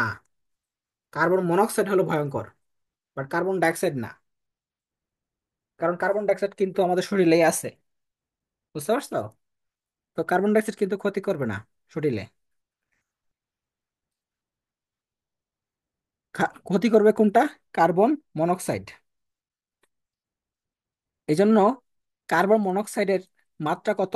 0.15 ppm অনুমোদিত মাত্রা। আর কার্বন ডাইঅক্সাইডটা হচ্ছে 350 ppm। অনেক বেশি না? অনেক বেশি। কার্বন মনোক্সাইডকে বলা হয় নীরব ঘাতক। নীরব ঘাতক কেন বলা হয়? সে আমাদের রক্তের হিমোগ্লোবিনের সাথে যুক্ত হয়, যুক্ত হয়ে আমাদের অক্সিজেন যে ক্যারি করার ক্ষমতাটা এটাকে নষ্ট করে দেয়। যার কারণে শরীরে কার্বন মনোক্সাইড বেড়ে যায়, তারপর বিষক্রিয়া তৈরি হয়, মানুষ রক্ত শূন্যতায় মারা যায়, অথবা ইয়াতে ব্রঙ্কাইটিস অথবা তোমার অ্যাজমা, শ্বাসকষ্ট এইসবে মারা যায় সাথে সাথে। ঠিক আছে। মানে এটার, ধরো তুমি একটা জায়গায়, একটা একটা ভর্তি জায়গায় একটা রুমের মধ্যে কার্বন ডাইঅক্সাইড ছেড়ে দিলা, ওই লোক কিন্তু মরবে না, সমস্যা হবে কিন্তু মরবে না। বাট একটা ঘরের মধ্যে তুমি এটা এই গ্যাসটা ছেড়ে দিলা, ও মারা যাবে কিন্তু। ঠিক আছে। আচ্ছা, ঠিক আছে, যাও, সমস্যা নাই। তারপর দেখো, এখন কার্বন মনোক্সাইড, কার্বন ডাইঅক্সাইড, তারপরে তোমার নাইট্রিক অক্সাইড, এটা কত? 350 ppb। দেখো, এটা কিন্তু পিপিবি বলা আছে, পিপিএম না কিন্তু, পিপিবি। তারপর H2S, এটা কত? 0.002 ppm। ঠিক আছে। আচ্ছা, এগুলো মনে রাখবা। তারপর দেখো, আমাদের ফটোকেমিক্যাল স্মোক তৈরি করে কারা? ফটোকেমিক্যাল স্মোক তৈরি করে কারা বলো তো? তৈরি করে নাইট্রিক অক্সাইড, নাইট্রোজেন ডাইঅক্সাইড, তারপরে ওজোন এবং প্যান্স। এরা মূলত কি তৈরি করে? ফটোকেমিক্যাল স্মোক তৈরি করে।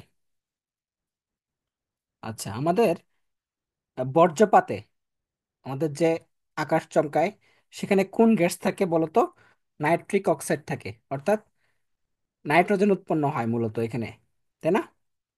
তো আমরা একটা টপিক পড়ছিলাম, সেটা টপিকটার নাম হলো নাইট্রোজেন ফিক্সেশন। নাইট্রোজেন কিভাবে আমাদের মানে পৃথিবীতে ফিক্সেশন হয় বা ফিক্স হয়। একটা হলো প্রাকৃতিক উপায়ে, একটা কৃত্রিম উপায়ে, তাই না? প্রাকৃতিক উপায় যেটা ছিল সেটা কি? সেটা ছিল হচ্ছে তোমার বর্জ্যপাতের মাধ্যমে। তো নাইট্রোজেন ফিক্সেশন টপিকটা ভালো মতো পড়তে হবে। Nitrogen fixation. তো দুইটা প্রক্রিয়া আছে, একটা প্রাকৃতিক একটা কৃত্রিম। প্রাকৃতিক উপায়ে কি করা হয়? আমাদের যে বর্জ্যপাত হয় সেখানে তোমার 3000 ডিগ্রি সেলসিয়াস তাপমাত্রা উৎপন্ন হয়। কত ডিগ্রি সেলসিয়াস তাপমাত্রা? 3000 ডিগ্রি সেলসিয়াস তাপমাত্রা উৎপন্ন হয়। এবং বর্জ্যপাতে কি থাকে বলতো? নাইট্রোজেন গ্যাস থাকে, অর্থাৎ এখান থেকে আসে নাইট্রিক অক্সাইড। পরে আমাদের এখান থেকে নাইট্রোজেনটা সংবদ্ধ হয়। আমাদের যে অ্যাসিড বৃষ্টি হয়, অ্যাসিড বৃষ্টির মধ্যে কি কি গ্যাস থাকে বলতো? অ্যাসিড বৃষ্টিতে, অ্যাসিড বৃষ্টির পিএস কত হয়? পিএস হয় হচ্ছে <5.6, অর্থাৎ মূলত সম্ভবত 3.5 থেকে 5.6 এরকম একটা পিএস আছে সম্ভবত, দেখো অ্যাসিড বৃষ্টির পিএস। তো অ্যাসিড বৃষ্টির পিএসটা পড়বা। এবং অ্যাসিড বৃষ্টিতে কোন কোন ইয়া থাকে, অ্যাসিড থাকে? সালফিউরিক অ্যাসিড, নাইট্রিক অ্যাসিড এবং সালফিউরাস অ্যাসিড। তাহলে এটা হলো সালফিউরিক, সালফিউরাস এবং নাইট্রিক অ্যাসিড থাকে। এসিড বৃষ্টি পিএইচ 5.6 এর কম। মানে 5.6 এর কম, ফাইভ <5.6। পয়েন্ট সিক্স থেকে 3.5। 5.6 থেকে 3.5, এই যে এটাই মনে হয়, হ্যাঁ। ঠিক আছে। এটাই। হ্যাঁ, তারপরে দেখো নাইট্রোজেন ফিক্সেশন যেটা বলতেছিলাম, নাইট্রোজেন ফিক্স কিভাবে হয়? তোমার প্রাকৃতিক উপায় এবং কৃত্রিম উপায়। প্রাকৃতিক উপায় তো আমরা বললাম যে বজ্রপাতের মাধ্যমে। আর কৃত্রিম কোনটা বলতো? হেবারবস পদ্ধতিতে অ্যামোনিয়া তৈরি করা হয়, এইটা। তারপরে হচ্ছে অসওয়াল্ডের যে নাইট্রিক অ্যাসিড উৎপাদন করার পদ্ধতি, এইটা একটা। আর আরেকটা আছে প্রাকৃতিকের ক্ষেত্রে মনে হয় ওই যে কি বলে, শিম জাতীয় উদ্ভিদের যে লিগিউম থেকে নাইট্রোজেন ফিক্সেশন করা হয় সেইগুলা। শিম, মটর, এইসব উদ্ভিদের লিগিউম থেকে নাইট্রোজেন ফিক্সেশন করা হয়। তো এই পদ্ধতিগুলো পড়বা যে কোন কোন জায়গা থেকে এটা ফিক্সেশন করা হয়। তারপর গ্রিন হাউস গ্যাসের তাপমাত্রা পড়বা। গ্রিন হাউস গ্যাসের তাপমাত্রা কত? 38 থেকে 39 ডিগ্রি সেলসিয়াস তাপমাত্রা। পৃথিবীর তাপমাত্রা কত ডিগ্রি বাড়ছে? মোট 50 বছরে বাড়ছে 3 ডিগ্রি। আর প্রতি বছর বাড়তেছে কত ডিগ্রি করে? 0.6 ডিগ্রি করে বাড়তেছে, তাই না?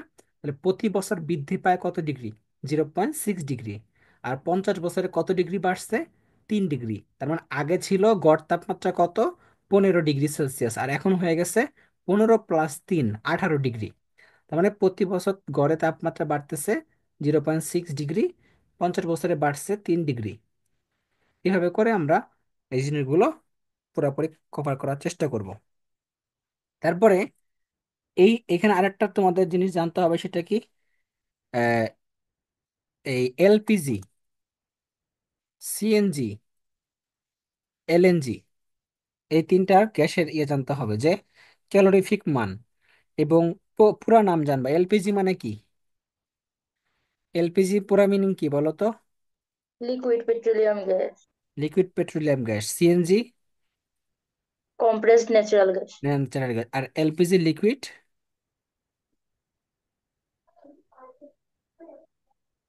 এলপিজি মানে কি? এলএনজি মানে কি?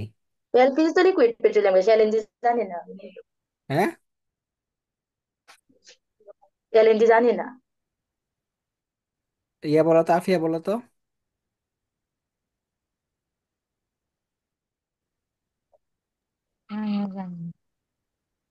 এটা যদি কম্প্রেসড হয়, এটা তাহলে এলটা কি? Liquid. Compress natural gas liquid natural gas শেষ। এখন কোন গ্যাসে কি থাকে, সিএনজি গ্যাসে কি থাকে বলো তো? সিএনজি গ্যাসে কি থাকে? প্রধান উপাদান কি? মিথেন। মিথেন। কত পার্সেন্ট থাকে? 96%-এর মতো থাকে। 96%। হ্যাঁ। তারপরে আহ প্রাকৃতিক গ্যাসের প্রধান উপাদান কি বলো তো? মিথেন। মিথেন। তারপরে সিলিন্ডার গ্যাসে, সিলিন্ডার গ্যাসে কি কি থাকে বলো তো? প্রোপেন সিলিন্ডার, আর বিউটেন। প্রোপেন এবং বিউটেন। সিলিন্ডার গ্যাসে থাকে প্রোপেন এবং বিউটেন। এগুলো কিন্তু অবজেক্টিভের জন্য অনেক ইম্পর্টেন্ট, এগুলো কিন্তু আছে বইয়ের মধ্যে।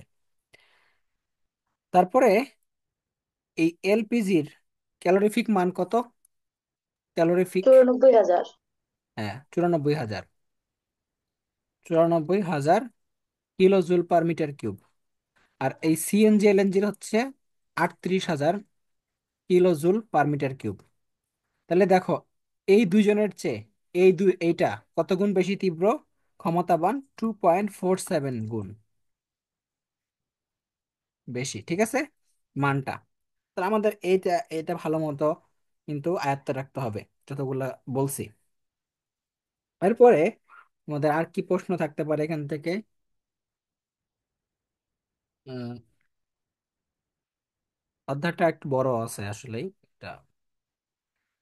তারপর তোমাদের আর একটা জিনিস কি, সিএফসি গ্যাসগুলো আছে না, সিএফসির গ্যাসগুলার ইয়া করা, যেমন সিএফসি 12, এটা সংকেত কি? সিএফসি 114, সিএফসি 113, এটা সংকেতগুলো কিভাবে বের করবো? আমরা জানি যে 90 যোগ করতে হবে, 90 + 12, তাহলে কত হয়? 102।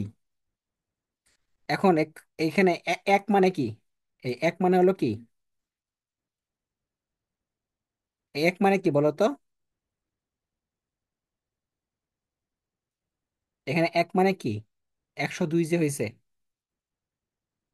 এক মানে কার্বন, কার্বন একটা। কার্বন সংখ্যা। হ্যাঁ। প্রথমটা কার্বন সংখ্যা। এখন দেখো, এই দুই হলো কি? পরেরটা হাইড্রোজেন। হ্যাঁ এইটা তো হাইড্রোজেন, জিরো হচ্ছে, জিরো হাইড্রোজেন মানে হাইড্রোজেন নাই। হাইড্রোজেন নাই। এটা হলো কার্বন, তাই না? তা কার্বন কয়টা আছে? দুইটা। সরি কার্বন না, ক্লোরিন, কি বলি, ক্লোরিন। ক্লোরিন কয়টা আছে? দুইটা। ফ্লোরিন। ফ্লোরিন দুইটা। হ্যাঁ, ক্লোরিন দুইটা, আর বাকি দুইটা থাকবে আর ক্লোরিন। বাকি ক্লোরিন। হ্যাঁ। তারপরে সিএফসি 114, এটা এটা বের করো, 90 + 114 কত হয়? 204। তাহলে 204 মানে কি? কার্বন কয়টা? দুইটা, দুইটা কার্বন দিলাম। তারপরে কার্বন এখানে চারটা কি আছে? ফ্লোরিন আছে, তাই না? চারটা কি? ফ্লোরিন। তাহলে এখানে F2, এখন কার্বনের হাত কটা বাকি থাকে আর? একটা করে বাকি থাকে না? একটা করে বাকি থাকে। তাহলে একটা করে সিএল দিয়ে দেই, ক্লোরিন দিয়ে দেই। তাহলে CF2Cl, CF2Cl। এই ভুল হলো রে। এই যে এই দুই তো হলো, এটা তো ক্লোরিন হবে, এটা তো ফ্লোরিন না। উল্টা বলছস। দাঁড়া। না ভাই, তিন ক্লোরিনই নাম্বারটা তো হবে। ফ্লোরিন সংখ্যা। কোনটা? তিন ক্লোরিনই নাম্বার তো যেটা হবে। মানে ফ্লোরিনই হবে, এটা ক্লোরিন না। সিএফ টু মানে সিএল তিন। আচ্ছা, এটা কি? এটা এটা দেখ তো, এটা কি ঠিক আছে সংকেত? সিএফসি 114। বের কর তো। এটা তো এটাই CF2Cl বন্ড CF2Cl। CF2Cl, ঠিক আছে, হ্যাঁ। আচ্ছা, তারপরে আহ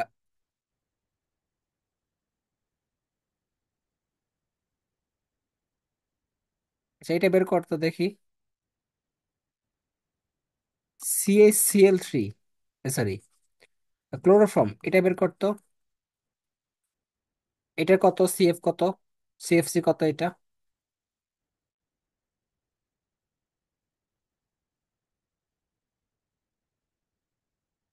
এটা সিএফসি কত বের করতো?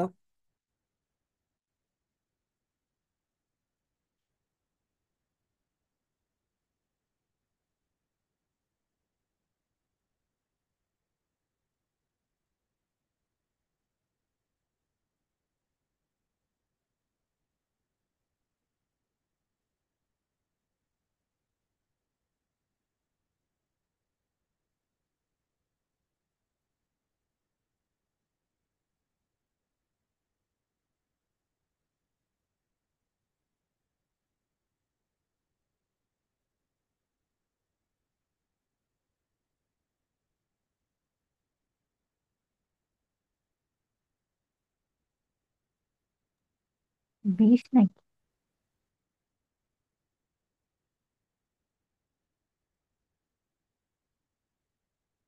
এটা 20, 20 হয়েছে। হ্যাঁ, 20 হয়েছে। আচ্ছা, তাহলে 20 যোগ করলে কত হয়? 110।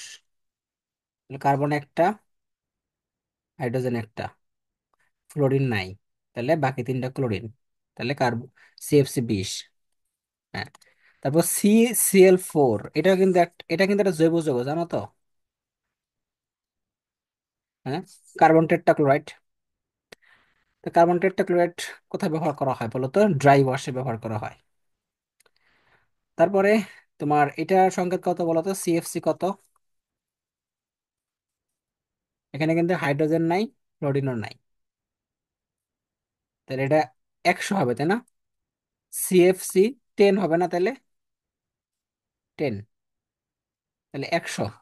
100 ধরলে কি, কার্বন একটা, হাইড্রোজেন নাই, ফ্লোরিন নাই, তাহলে Cl4। তাহলে CFC 10 হচ্ছে এটা।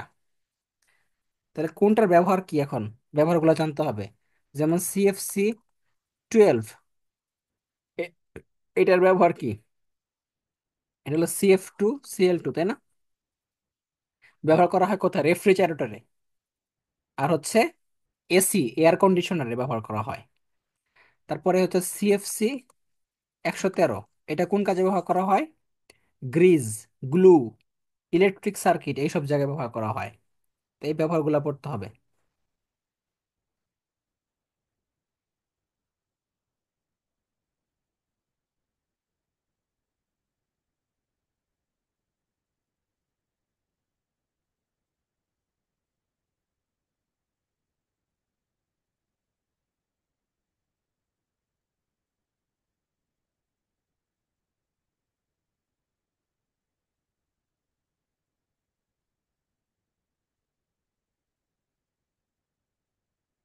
আচ্ছা,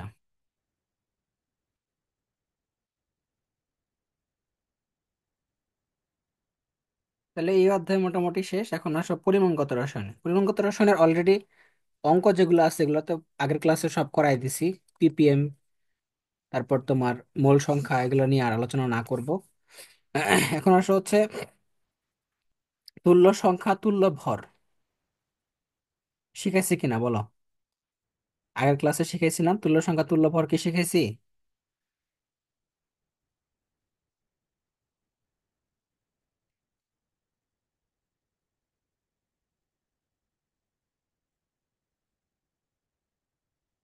তোমাদের যে কেমিস্ট্রি যে ম্যাথ ক্লাসটা নিলাম, শুধু ম্যাথ করাইলাম, কেন করাই নাই? বলছিলেন ভাই তুল্য সংখ্যা তুল্য ভরের। হ্যাঁ, সোডিয়াম অ্যালুমিনেট, এটা তুল্য সংখ্যা কত বলো তো? তুল্য সংখ্যা, 4। হ্যাঁ, 4 হবে, তুল্য সংখ্যা 4। আমরা লবণেরটা, এটা কিন্তু লবণ, লবণেরটা কিভাবে বের করি? শুধুমাত্র ক্যাটায়নের চার্জ যোগ করব। ক্যাটায়নের চার্জ কত? এটা +1, এটা +3, তাহলে কত হয়? 4। তুল্য সংখ্যা হলো 4। অ্যালুমিনিয়াম ক্লোরাইড, এটাতে কত? 3। কেন? এটা চার্জ হলো 3, এই জন্য এটার তুল্য সংখ্যা 3। আচ্ছা, অ্যাসিড ক্ষারেরটা কিভাবে বের করব? অ্যাসিডের ক্ষেত্রে যে কয়টা হাইড্রোজেন দান করতে পারে, যে কয়টা হাইড্রোজেন দান করতে পারে সেইটাই তো তুল্য সংখ্যা। তো তুল্য ভর কত হবে? 98/2। তারপর ফসফরিক অ্যাসিড, এটা কিভাবে বের করব? তুল্য সংখ্যা 3, যে কয়টা প্রোটন দান করতে পারে, তাহলে 98/3। ঠিক আছে। আচ্ছা, তারপর জারক বিজারকের ক্ষেত্রে কিভাবে বের করতে বলছিলাম? জারক বিজারকের ক্ষেত্রে যে কয়টা ইলেকট্রন গ্রহণ করে অথবা ত্যাগ করে। জারকের কাজ কি? জারক হচ্ছে তোমার ইলেকট্রন গ্রহণ করে, আর বিজারকের কাজ কি? ইলেকট্রন ত্যাগ করে। যার কারণে জারক Mn7+ থেকে কি হয়ে যায়? Mn2+। তাহলে কি হয় বলতো? 5টা ইলেকট্রন সে গ্রহণ করে, তাই তুল্য সংখ্যা হচ্ছে 5।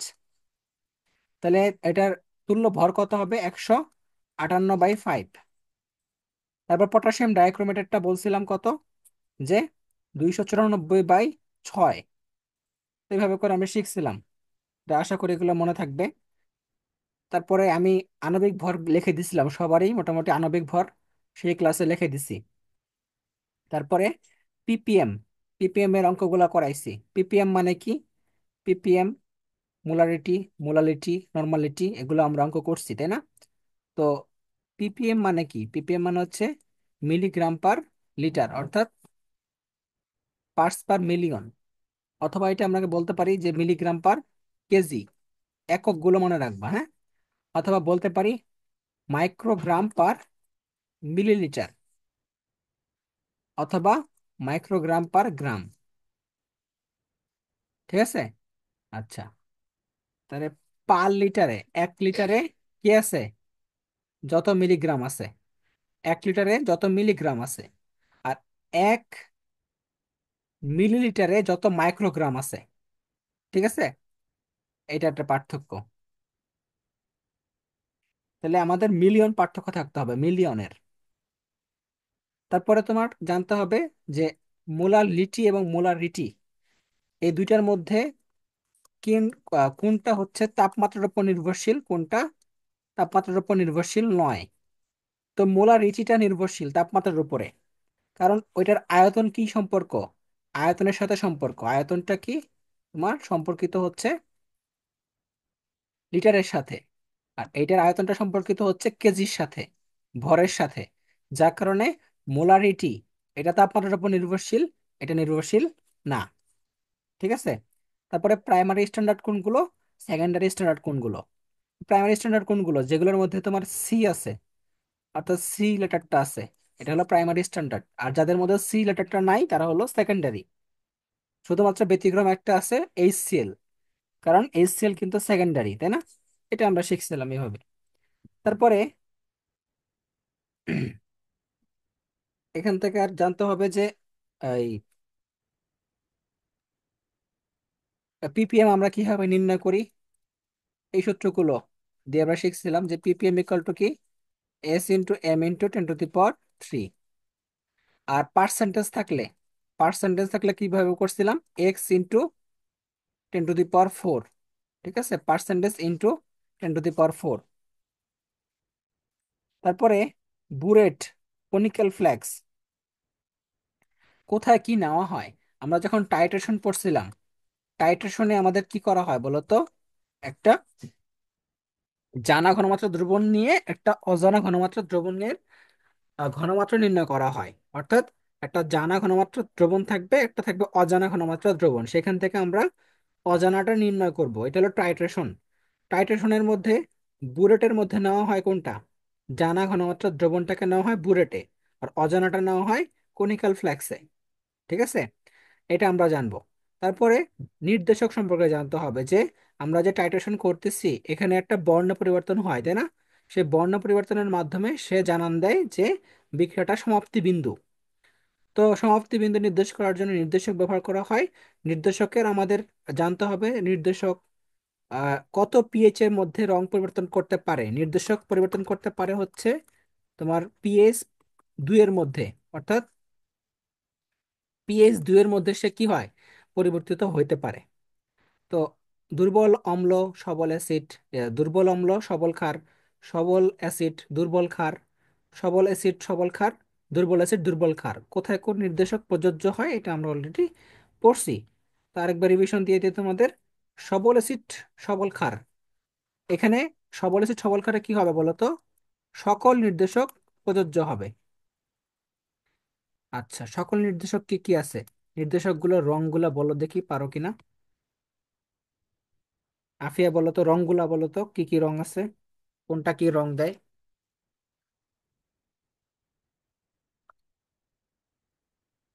বলতে পারবা?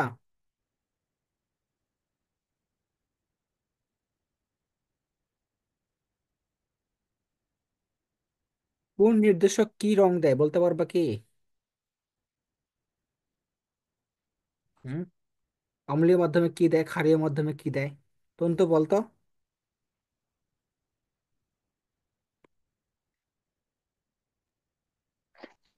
থাইমল ব্লু, এটা হচ্ছে ক্ষারীয় মাধ্যমে নীল, আর অম্লীয় মাধ্যমে হলুদ। কোনটা? থাইমল ব্লু, পরে মিথাইল রেড। মিথাইল রেড কি কি মনে করে? হয়, মিথাইল রেড এই যে অম্লীয় মাধ্যমে লাল, ক্ষারীয় মাধ্যমে হলুদ। হুম। মিথাইল অরেঞ্জ অম্লীয় মাধ্যমে গোলাপি লাল, আর ক্ষারীয় মাধ্যমে হলুদ। হুম, তারপরে? আর ইয়া আরেকটা আছে না, থাইমেলিন, এটা হচ্ছে গা অম্লীয় মাধ্যমে বর্ণহীন আর ক্ষারীয় মাধ্যমে নীল। ফেনল রেড অম্লীয় মাধ্যমে হলুদ, ক্ষারীয় মাধ্যমে লাল। ক্রিসল রেড ওইটাই। আচ্ছা, আমরা ছন্দটা পড়ছিলাম হলো কি, ফেনাক থাইনানি। ফেনাক থাই থাইনানি, থাইনানি ব্রোমো হলো নীল। ব্রোমো হলো নীল।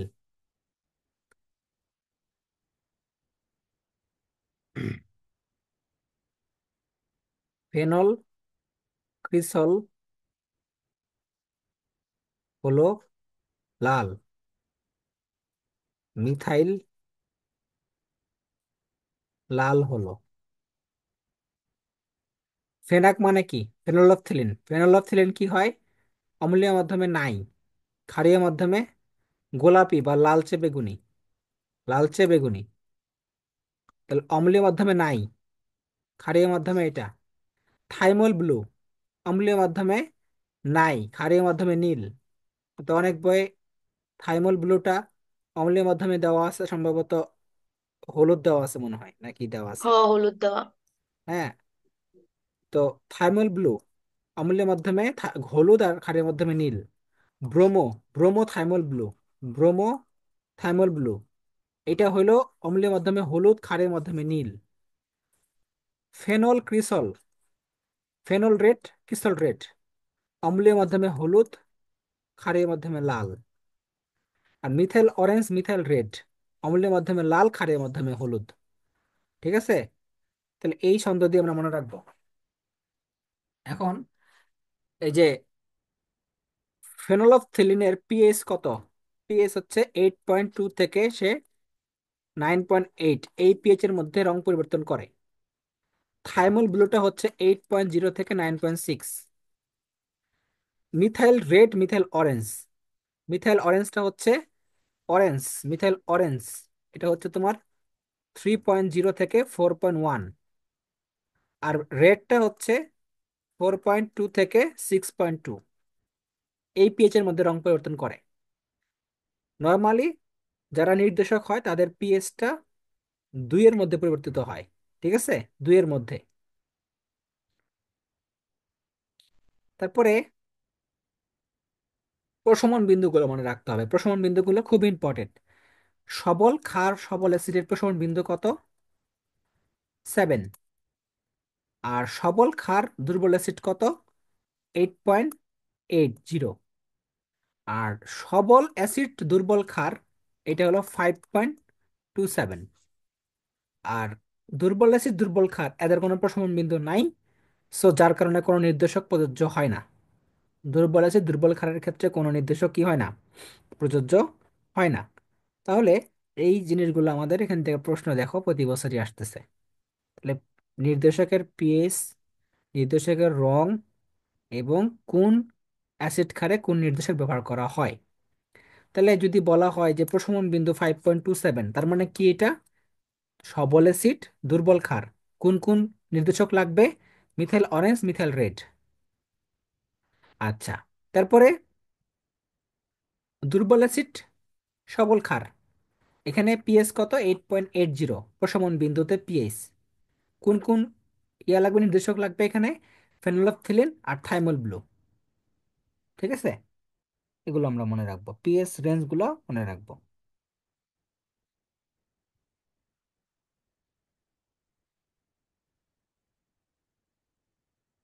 তারপরে তোমাদের জারক বিজারক।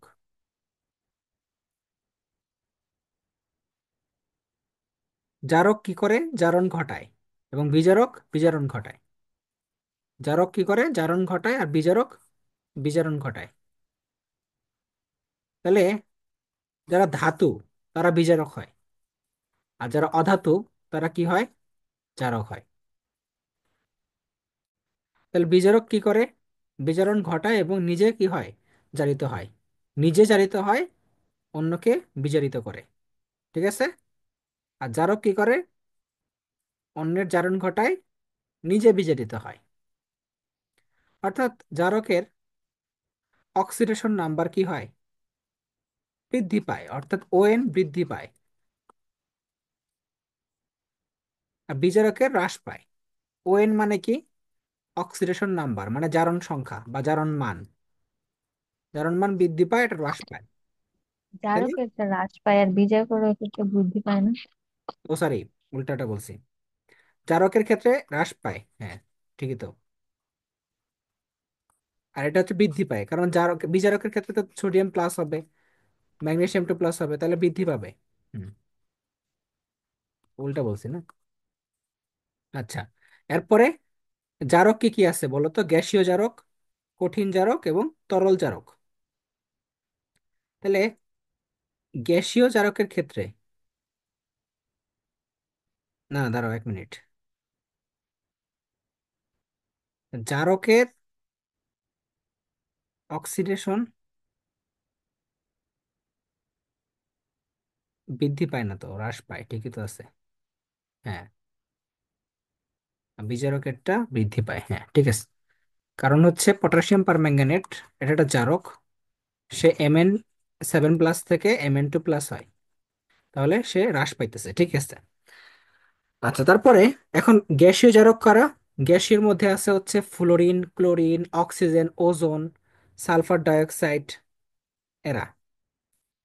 তারপরে নাইট্রোজেন ডাইঅক্সাইড। আর তরলের ক্ষেত্রে কারা আছে? Bromine, hydrogen peroxide, sulphuric acid, nitric acid. যারা ইক অ্যাসিড, ইক ইক মানে কি সালফিউরিক, আর নাইট্রিক, এটা হলো ইক অ্যাসিড, এরা হলো তোমার তোমার কি জারক। আর যেগুলো আস, আস মানে সালফিউরাস, নাইট্রাস, নাইট্রাস, এরা হচ্ছে বিজারক। তাহলে ইক অ্যাসিড হচ্ছে জারক আর আস হচ্ছে বিজারক। আচ্ছা, যে কোনো আস, যে কোনো আস মানে হচ্ছে তোমার ferrous, ferrous sulphate, ferrous chloride. আস মানে বিজারক, আর ইক মানে জারক। ইক মানে কি জারক, যেমন ফেরিক ক্লোরাইড, ঠিক আছে, ফেরিক সালফেট, এটা হলো তোমার ইক থাকলে জারক আর আস থাকলে বিজারক। তারপরে এগুলো একটু লিস্ট করা আছে, পড়বা। গ্যাসীয় বিজারক কোনগুলো, কঠিন কোনগুলো, তরল কোনগুলো, আর কোনগুলো উভধর্মী, উভধর্মী কোনগুলো। এখন বিজারকের একটা ইয়া পড়াইছিলাম, ছন্দ পড়াইছিলাম কি, জনি তুমি, না সরি, জানি ছিল এটা, কবির জামান স্যার অক্সফোর্ড হতে টিন নিয়ে ফিরলেন। কবির জামান স্যার অক্সফোর্ড হতে টিন নিয়ে ফিরলেন। হাই হাই, হাই হাই হবে, হাই হাই। কবির জামান স্যার, জামান স্যার অক্সফোর্ড থেকে টিন নিয়ে ফিরলেন, এটা দিয়ে পড়াইছিলাম সবারই।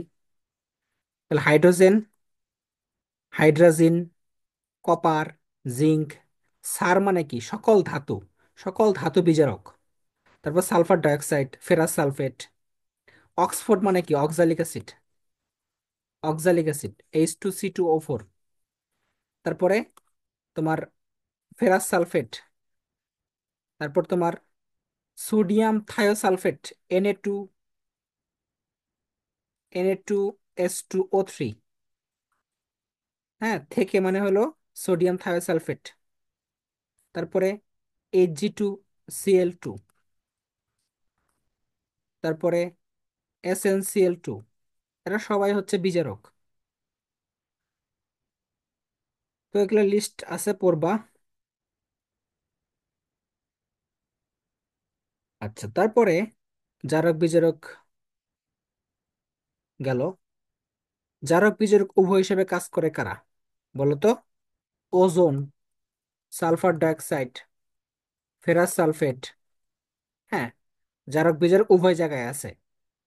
নাইট্রিক অক্সাইড, নাইট্রাস অ্যাসিড, আর H2O2, এরা হলো জারক বিজারক উভয় হিসেবে কাজ করতে পারে। অর্থাৎ কারা জারক কারা বিজারক, কারা গ্যাসীয় জারক কারা গ্যাসীয় বিজারক, ভালো মতো পড়বা। সবচেয়ে সবল জারক কোনটা? ফ্লোরিন। সবচেয়ে সবল বিজারক লিথিয়াম। তারপরে আহ তোমার fluorine, chlorine, bromine, iodine, astatine, এই দুইটা হচ্ছে গ্যাসীয় জারক। গ্যাসীয় জারক, এটা হচ্ছে তরল জারক, আর এটা হচ্ছে কঠিন জারক। ঠিক আছে? তাহলে কঠিন জারক আর কি কি আছে বলো তো? আয়োডিন, স্ট্যাটিন তো আছেই, পটাশিয়াম পারম্যাঙ্গানেট, পটাশিয়াম ক্লোরেট, আর হচ্ছে মানে তোমার হচ্ছে লাস্টে এট থাকবে, এট, এট থাকবে। যেমন পটাশিয়াম পারম্যাঙ্গানেট, ক্লোরেট, তারপরে পটাশিয়াম ডাইক্রোমেট, ক্রোমেট। ঠিক আছে? অর্থাৎ এট এবং ইক এগুলো থাকবে হচ্ছে তোমার জারকের ক্ষেত্রে। বুঝতে পারছো? তা তরল কোনগুলো আছে? ব্রোমিন আছে, পাইলাম। তারপরে পারক্সাইড, সালফিউরিক, নাইট্রিক, এরা সবাই হচ্ছে তরল। আর গ্যাসীয় কোনগুলো? ফ্লোরিন, ক্লোরিন তো আছেই, oxygen, ozone, sulphur dioxide, nitrogen dioxide, এরা। আর গ্যাসীয় বিজারক কোনগুলো? এগুলা দেখবা। গ্যাসীয় বিজারকের ক্ষেত্রে তোমরা দেখবা যে এই কার্বন মনোক্সাইডটা আসে, গ্যাসীয় বিজারক। তারপর H2S এটা আসে। তারপরে তরলের ক্ষেত্রে আসে হচ্ছে নাইট্রাস অ্যাসিড, নাইট্রাস অ্যাসিডটা আসে। আর হাইড্রোজেন ব্রোমাইডটা আসে। হ্যাঁ। তারপরে কঠিনের মধ্যে কোনগুলো আসে কঠিন বিজারকের ক্ষেত্রে? Hg2Cl2 এটা আসতে পারে। অক্সালিক অ্যাসিডটা আসতে পারে। অক্সালিক অ্যাসিডটা হলো কঠিন একটা বিজারক। এখন আজকে আপাতত এগুলোই থাকলো, পরের ক্লাসে বাকিগুলো করাবো। শোনো, তোমাদের পরীক্ষা দিছো তোমরা সবগুলা? তুমি তো পরীক্ষা দিছোস? আজকে তো এটা বাকি রয়েছে। কেন বাকি থাকলো? পরীক্ষার প্রশ্ন কটার দিকে দিছি? হুম? আগের গুলা দেওয়া। তুই আগের গুলা কথা বাদ দে, তুই আজকে দাস নাই কেন? হ্যাঁ। আজকেরটা কেন দাস নাই? হ্যাঁ, আজকেরটা কবে দিবি? আফিয়া কি সব দিছ? দিছি না হ্যাঁ ভাই, দিছি। আমি আজকে রুম রুম দিয়ে দিব। আফিয়া, আফিয়া দিছে সবগুলা? হ্যাঁ দিছি। কত পাইছো?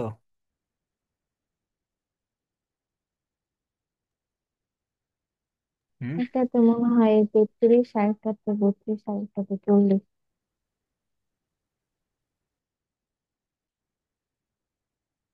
32, 32, 40। পাইছো ভালোই, খারাপ নাই। আরো ভালো পাইতে হবে। পড়াশোনা করো বেশি বেশি। তোমার বায়োলজির অবস্থা তো খুবই খারাপ। হ্যাঁ, আফিয়ার তো বায়োলজির অবস্থা খুবই খারাপ। হ্যাঁ। বায়োলজি এত ইনফরমেশন মনেই থাকে না, কঠিন লাগে। বায়োলজিতে, বায়োলজি কি সব দিছস তো? হ্যাঁ, হ্যাঁ, বায়োলজি সব দিছস? দেওয়া হুম? দেওয়া হয় তো মনে হয়। মনে হয় কি মানে? দেওয়া যতগুলো হয় লিঙ্ক তো, দিছি সবগুলো দিছিলাম তো দেশ নাই? একদিন ক্লাস বলতে।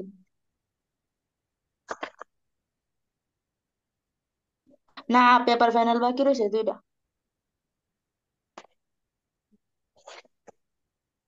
বোটানিটা। ভাই এইদিকে না গ্রাজুয়েশন আর ভার্সিটির করতে দেখতে না অনেকটা টাইমও জায়গা। টাইম জায়গাতে পরীক্ষা দিবি না, পরীক্ষা দিতে কয় ঘন্টা লাগে? হ্যাঁ, তো পড়ায় আছে, তুই শুধু পরীক্ষা দিবি? হ্যাঁ, তোর কি পড়া পরীক্ষা দেওয়া লাগবে সবগুলো এখন?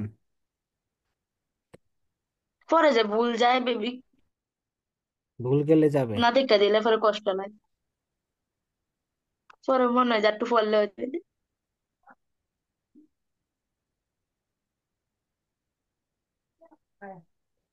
আচ্ছা। হ্যাঁ, ভাতগুলা গরম গরম একসাথে খাই নিতাম।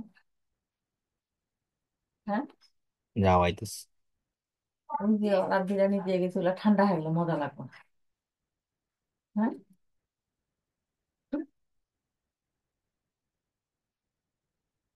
ঠিক আছে, আজকে বন্ধু থাকলে যাও।